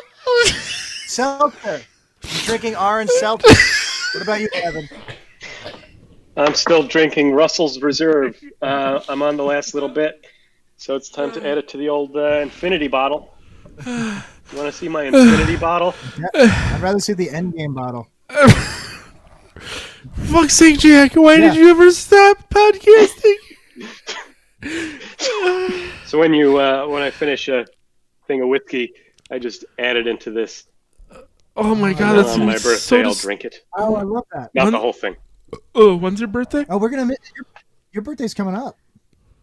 Yeah, it's May 15th. I don't know Okay. if we're going to be allowed to do anything. It's one of my favorite traditions. But everybody in the chat is invited. I was just gonna say if we have to online. Did I freeze again, or is just No. nobody saying anything? Shut the fuck up. If we have to online your birthday, I hope I froze again. please. God damn it! You didn't freeze for us. He's probably left at this point. He's just. It's May 15th. My birthday's May 15th. Yeah, but Jack, when's your birthday? June 11th. That's what I thought it was a little later. Matt, buy him a bottle from me. Mason, suck a dick. Going to Kevin.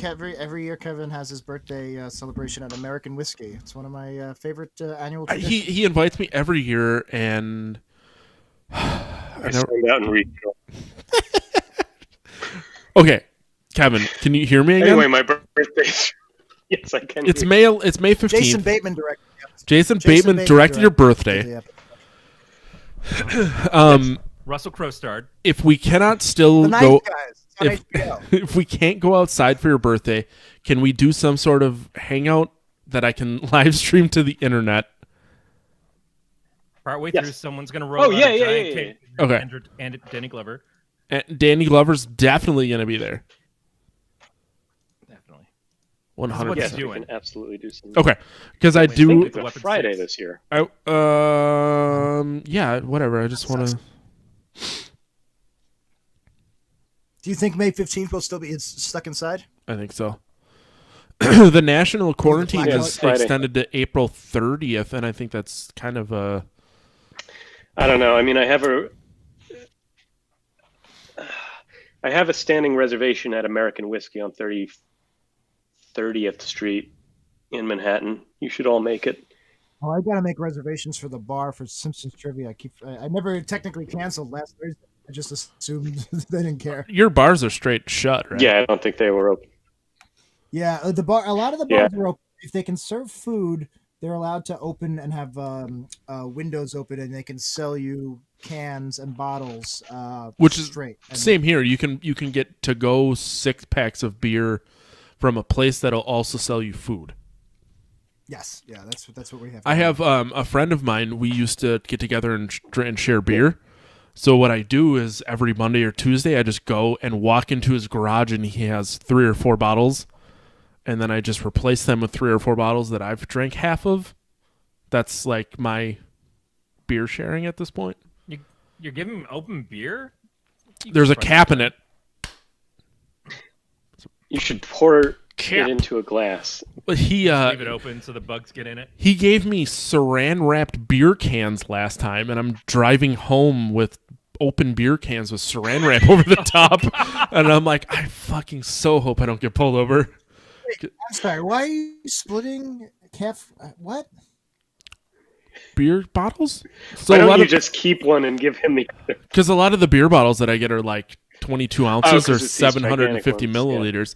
So he has these wine bottle stoppers. So I'll drink half of and cap it and then just drop it. I drop it off in his garage and just pick up whatever he's left for me because we can't see each other. Unless that cigarette butt floating in there really adds to the taste. It does. It adds.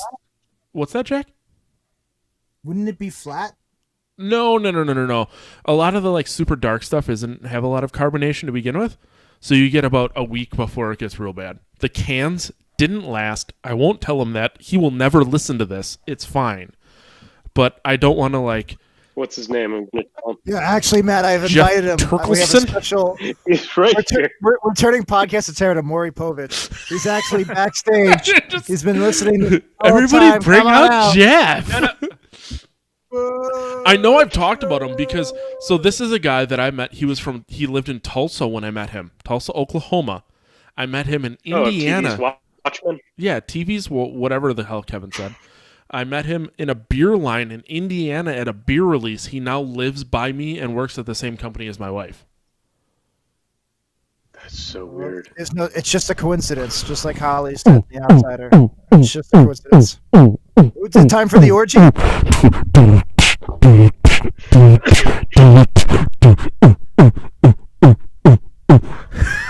Jack's getting more mozzarella.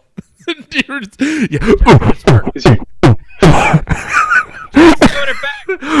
Neo Trinity scene that we cut into.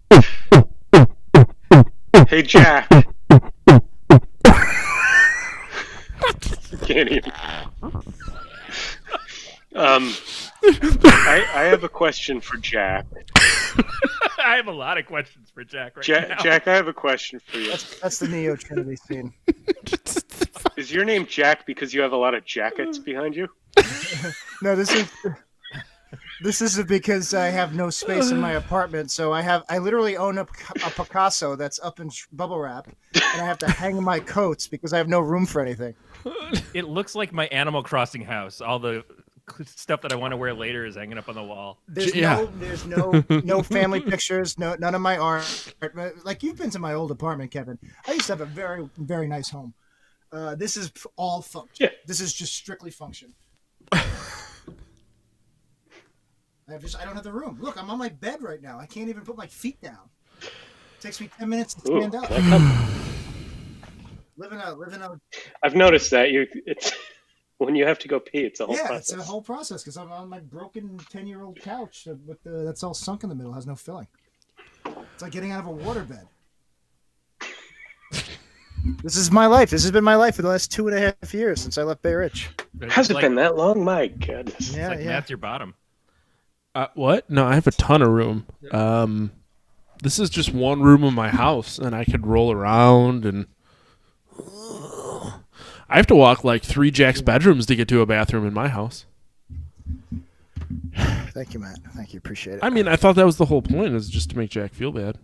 Is that a futon behind you, Matt? Yeah, there's a snare drum on it right now, too. Yeah, because he's still 21. And there's, If I find myself in Wisconsin, may I sleep on it? I have a spare bedroom that you can sleep in with a real bed. That's not what I asked. Oh, yeah, no, you can totally sleep on this. I'll take the snare drum off of it, too. Just don't touch the router. There it is. Got it. It's one of 3. Is that like the farmer's daughter equivalent of your place? Now, if you take down this router, there's just 2 other in my house that'll pick up your Wi-Fi traffic. So, yeah, run a mesh. You got to be able to get Wi-Fi in the second garage so my wife can watch TV while she's cleaning out there. Jesus. Yeah, this isn't How big is the garage? She has to clean a lot. We can talk about that not on the internet. I really want to go and hang out at Matt's house and get the opportunity to lay on his futon and, non-sheet sleep in what is obviously 15-year-old ejaculate dried up. I watch this every time someone sleeps on this, or I masturbate on it. Right. So daily. You consider that your washing. Jerk off on this a lot. If you turned a black light on in this room, it would glow up like the fucking rave. It's all Matt's cancer, kid, and dog anal blood. Speaking of rave, have you ever shown you guys my fireworks app? No, I'd like to see this, though. Oh, I think I have it, too.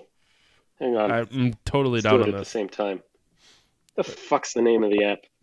Gay I porn. never remember. I have so many. Oh, here it is. Okay, you ready, boys? Yeah, I have like 6, and none of them work. Oh, shit, it works with your lights. Yeah, hold on. Here's my favorite. Whistle rockets. I'm doing it. I'm not fucking doing it. Oh, shit. Oh, there it goes. Wow. Jesus, Jack, let's calm it the fuck down, bro. It's not really doing it. Jack looks straight out of Strangeland right now. Alexa, turn off the living room lamp. I can do this, too. Look at this. Yeah, you see this shit? Let's get relaxing up in here.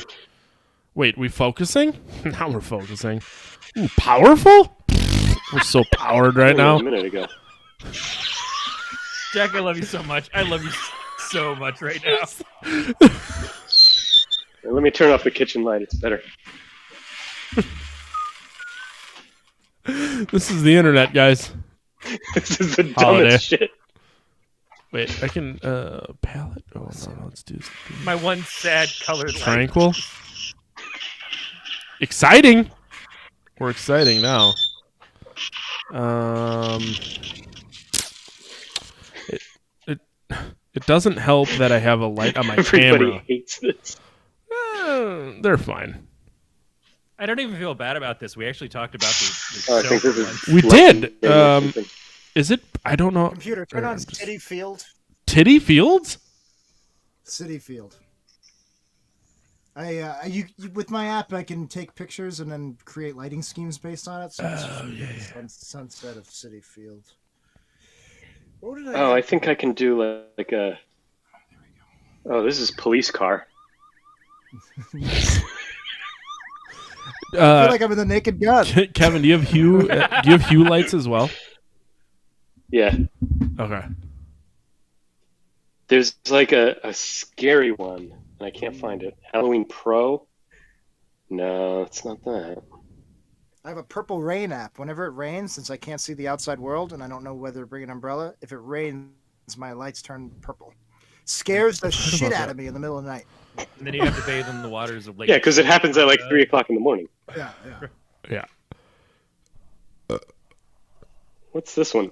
This one is called Film Projector. Oh, and it's locked. It's not free. This one is called Telephone. Most of them are locked. Oh, weird. The fuck is this? Oh. This is awful. This is fun with apps with Kevin. No, there's like a scary one, and I can't find it. Oh my God, Kevin, behind you! Ah! Oh dear. It's Russell Crowe. Throwing a phone at Oh, you. free demos. Halloween Pro. Oh, okay. Ah! What's happening? Oh! Oh, this is kind of cool. What? Oh, you're dead now. Ah! Ah! That's great. I love it. Wow. Are your cats freaking out? So there was No, I don't give that a guy shit. who did the background for a Zoom call where he had himself come out from a doorway while he was sitting there talking and doing the Zoom meeting. You saw him walk past, and he's like, "Oh, is this started already?" And he like did this whole elaborate thing. And I think it absolutely needs to be that we should just have one of you get murdered on the show. No, That is pretty funny. I don't want either of them to get murdered. I like them both very much. They're pretty. No, it would be made up. It's just Oh. ketchup. All right. Well, if we understood all of that, that's fine. But I like you guys. Sorry, now I fucked up all my lights. it was worth it for the audio. I It always was wonder absolutely worth it. when I do my fireworks. I always wonder what the people outside think, seeing like it from the cracks of my windows. Oh yeah, my neighbors must be like. No one should be outside right now. It's the goddamn pandemic. We're allowed outside. We're just not allowed near people. Yeah, you're allowed outside 6 There's feet. so many from people. goddamn people. It's I make sure I walk or run 6 miles a day. That blows my mind. But Yeah. good for you. Proud of you.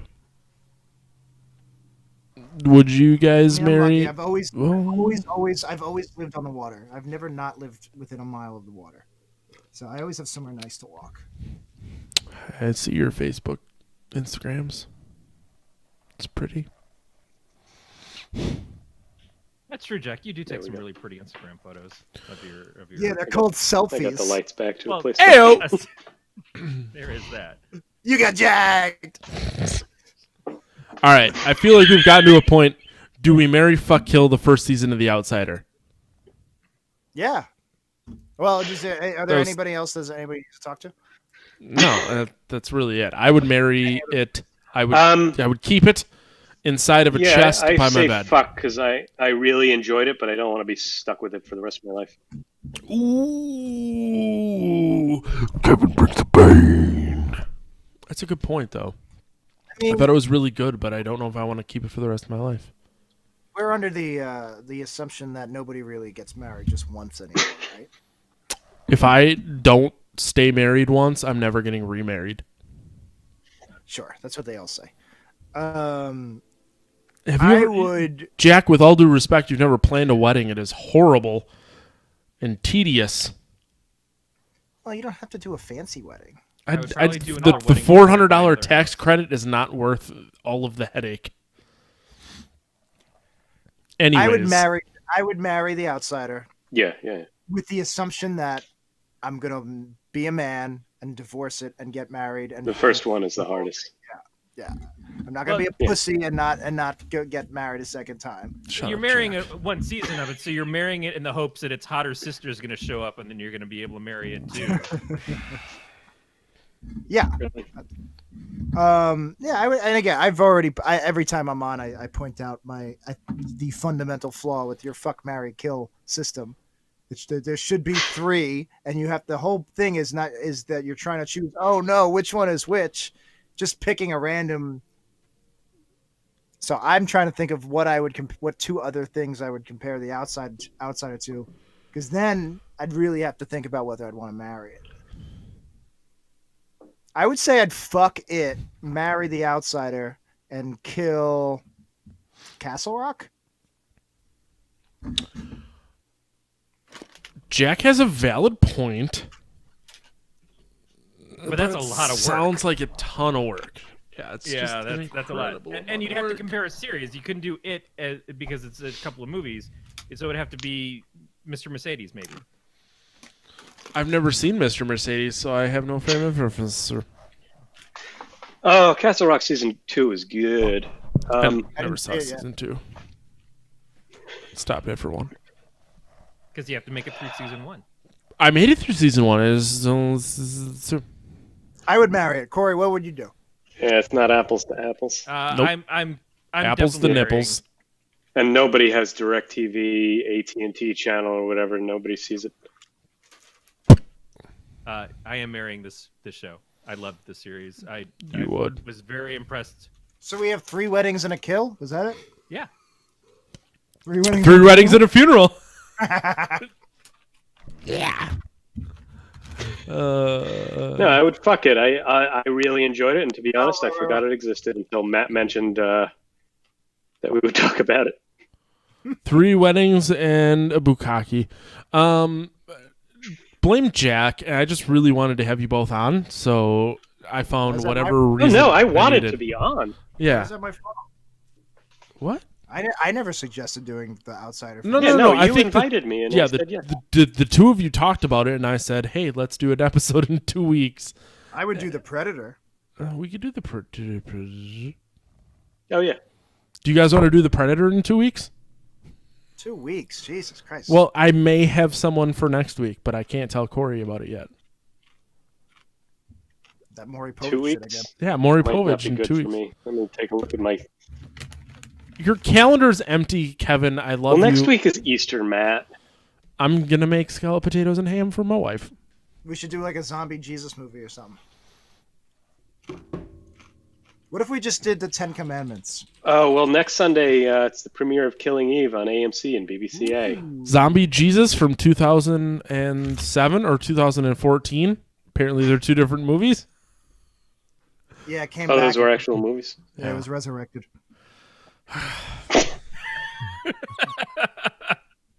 God damn. There's Zombie Jesus with an exclamation point that came. Oh, that's only 13 minutes long. That's not a real movie. Well, it's terrible. It sounds exciting. That's called a short. God, I'd rather go to church. In the is. Anyways, whatever. We'll Church figure is going to something take a hell out. of a lot longer. Jack, what do you have coming up? Internet stuff? I don't know. How is this? Well, I don't know.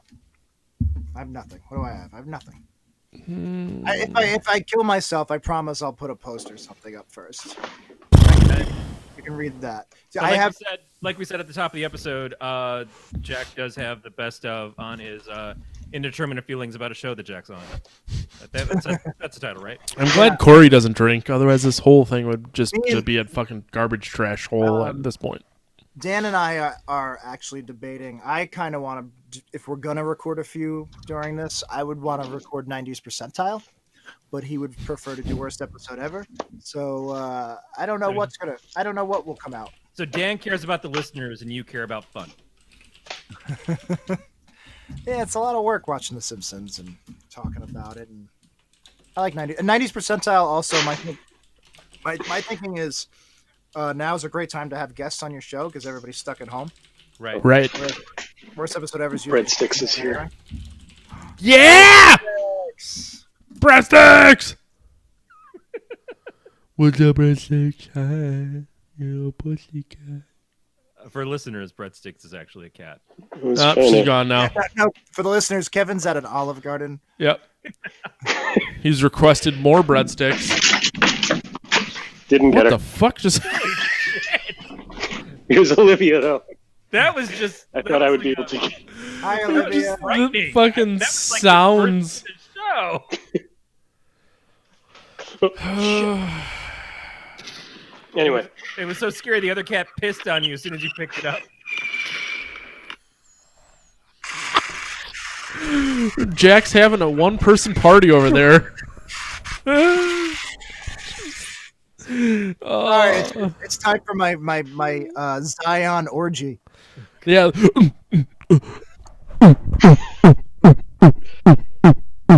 yeah, I guess I should have lunch. Something. Do something. Soak up the beverages from the Russells. Finish Corey- watching The Insider. Corey, where are we? The end of the show. Yeah, where are we? Why does it look like you're giving yourself a stranger right now?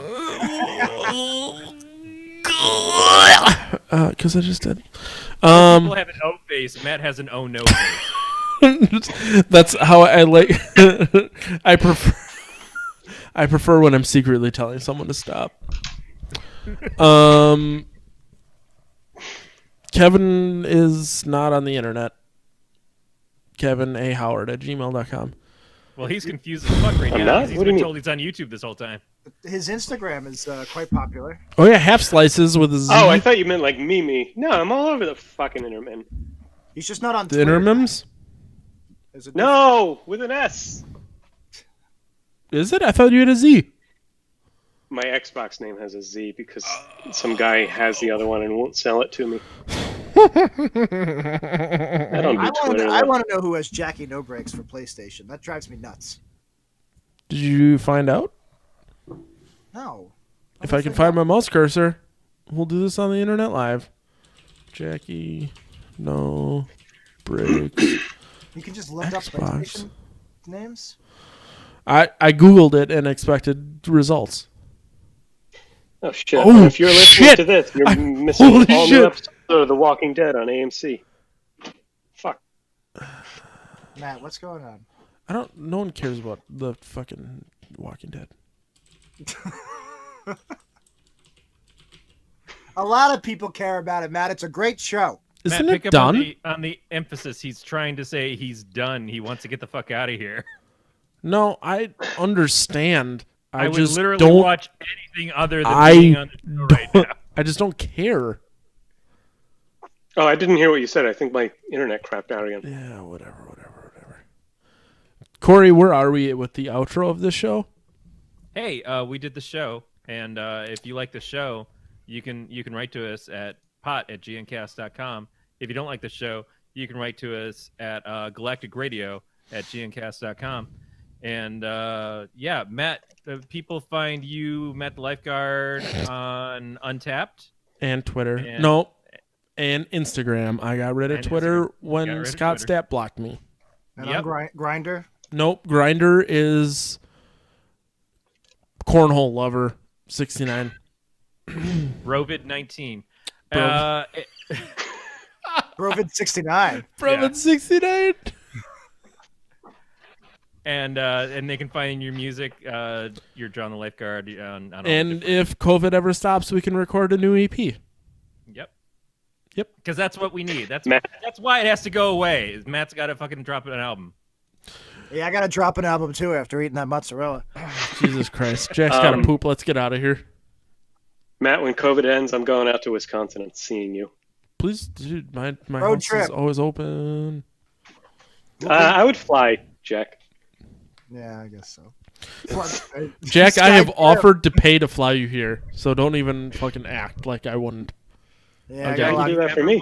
If you ever want to visit me in because Michigan, I you're less promise sad. to get myself a futon and masturbate on it. So there you got a place to sleep. I appreciate it. I never travel. I never leave New York. Absolutely. So Corey is about a 4-hour drive from me and 45 breweries. So you guys fly to me. I'll pick you up. We'll drive down through Chicago, eat some pizza, get a bunch of beer, and then go to Corey's. And then we'll just put all the beer bottles in his butt at once.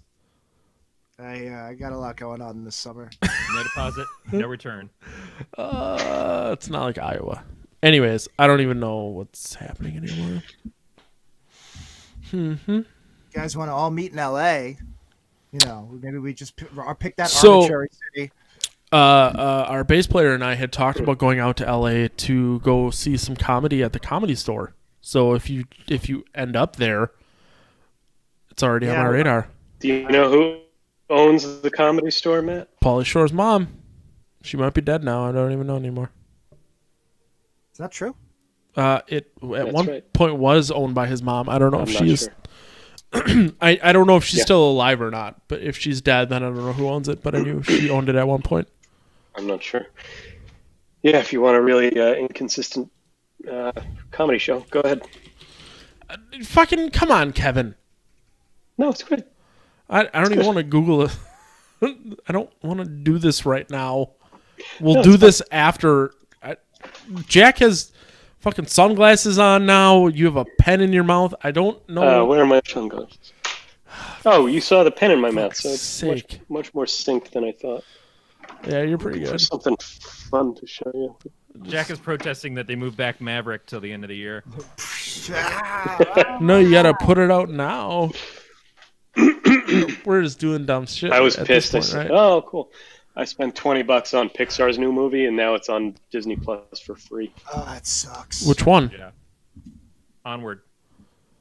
Oh, onward and upward. We should have all seen No Time Onward. to Die by now. What? It was really good. I didn't regret the $20. Oh, I know. That would What? have come out yesterday or Yeah, Friday. Friday, yeah. What movie? James Bond. Oh, it is James Bond. Okay. No Time to Die, James. I didn't even know that came out already. Oh, Matt, for Christ's sake. It did.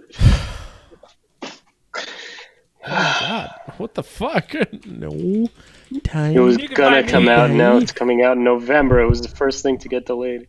Are you serious? Find me on the Slasher app at Captain Temerity because that's Yeah. something to do. I need more to drink.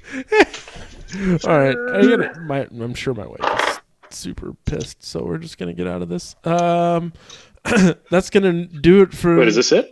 She's looking for a long enough movie to fall asleep to while you're bullshitting with your friends. She's put on the 10 Commandments. She's already texted me twice, and she's like, "Are you done yet?" Just once. That's your sex life. No, it really is. So that Tell her hey though. Let me see who's texted me to see where I've been. Oh. Let me quickly text Jack. It's all your neighbors going, what the fuck is going on in there? We Yeah. keep looking at the lights in your window. Jack, where you at, Oh, girl? no, you sent it to Jack A. Picone. Jack, Wait, that's my name. the wrong Jack Picone has now been invited to a FaceTime. Matt says. Wait, yeah, there it is. Where you at, girl? I like the fact that you use dark. That was my dad's doo-wop song. Where you at, girl? Also, wait until the buffering stops so the dick picture shows up. Nah, don't worry about that. That's going to do it for the podcast of terror. We will talk to you all next week. Not all of us. Jack, here's your opportunity for Do a I- zinger. What? Oh, Do I exit or Jack, say something funny. just? cut all this? All right. I'm stopping when I can find it.